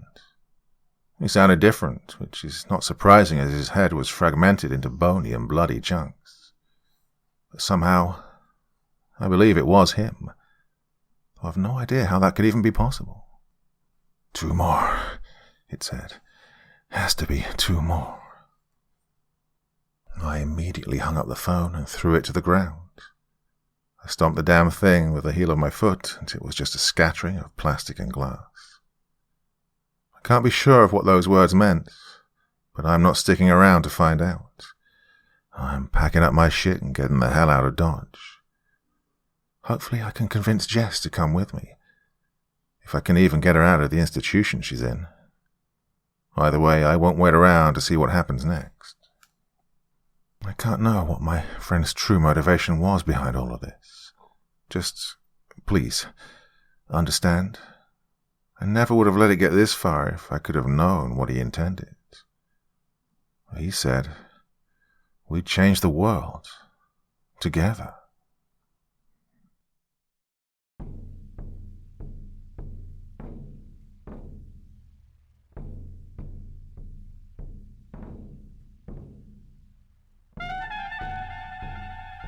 And so once again, we reach the end of tonight's podcast. My thanks as always to the authors of those wonderful stories, and to you for taking the time to listen. Now, I'd ask one small favor of you. Wherever you get your podcast from, please write a few nice words and leave a 5-star review, as it really helps the podcast. That's it for this week, but I'll be back again same time, same place, and I do so hope you'll join me once more. Until next time, sweet dreams and bye-bye.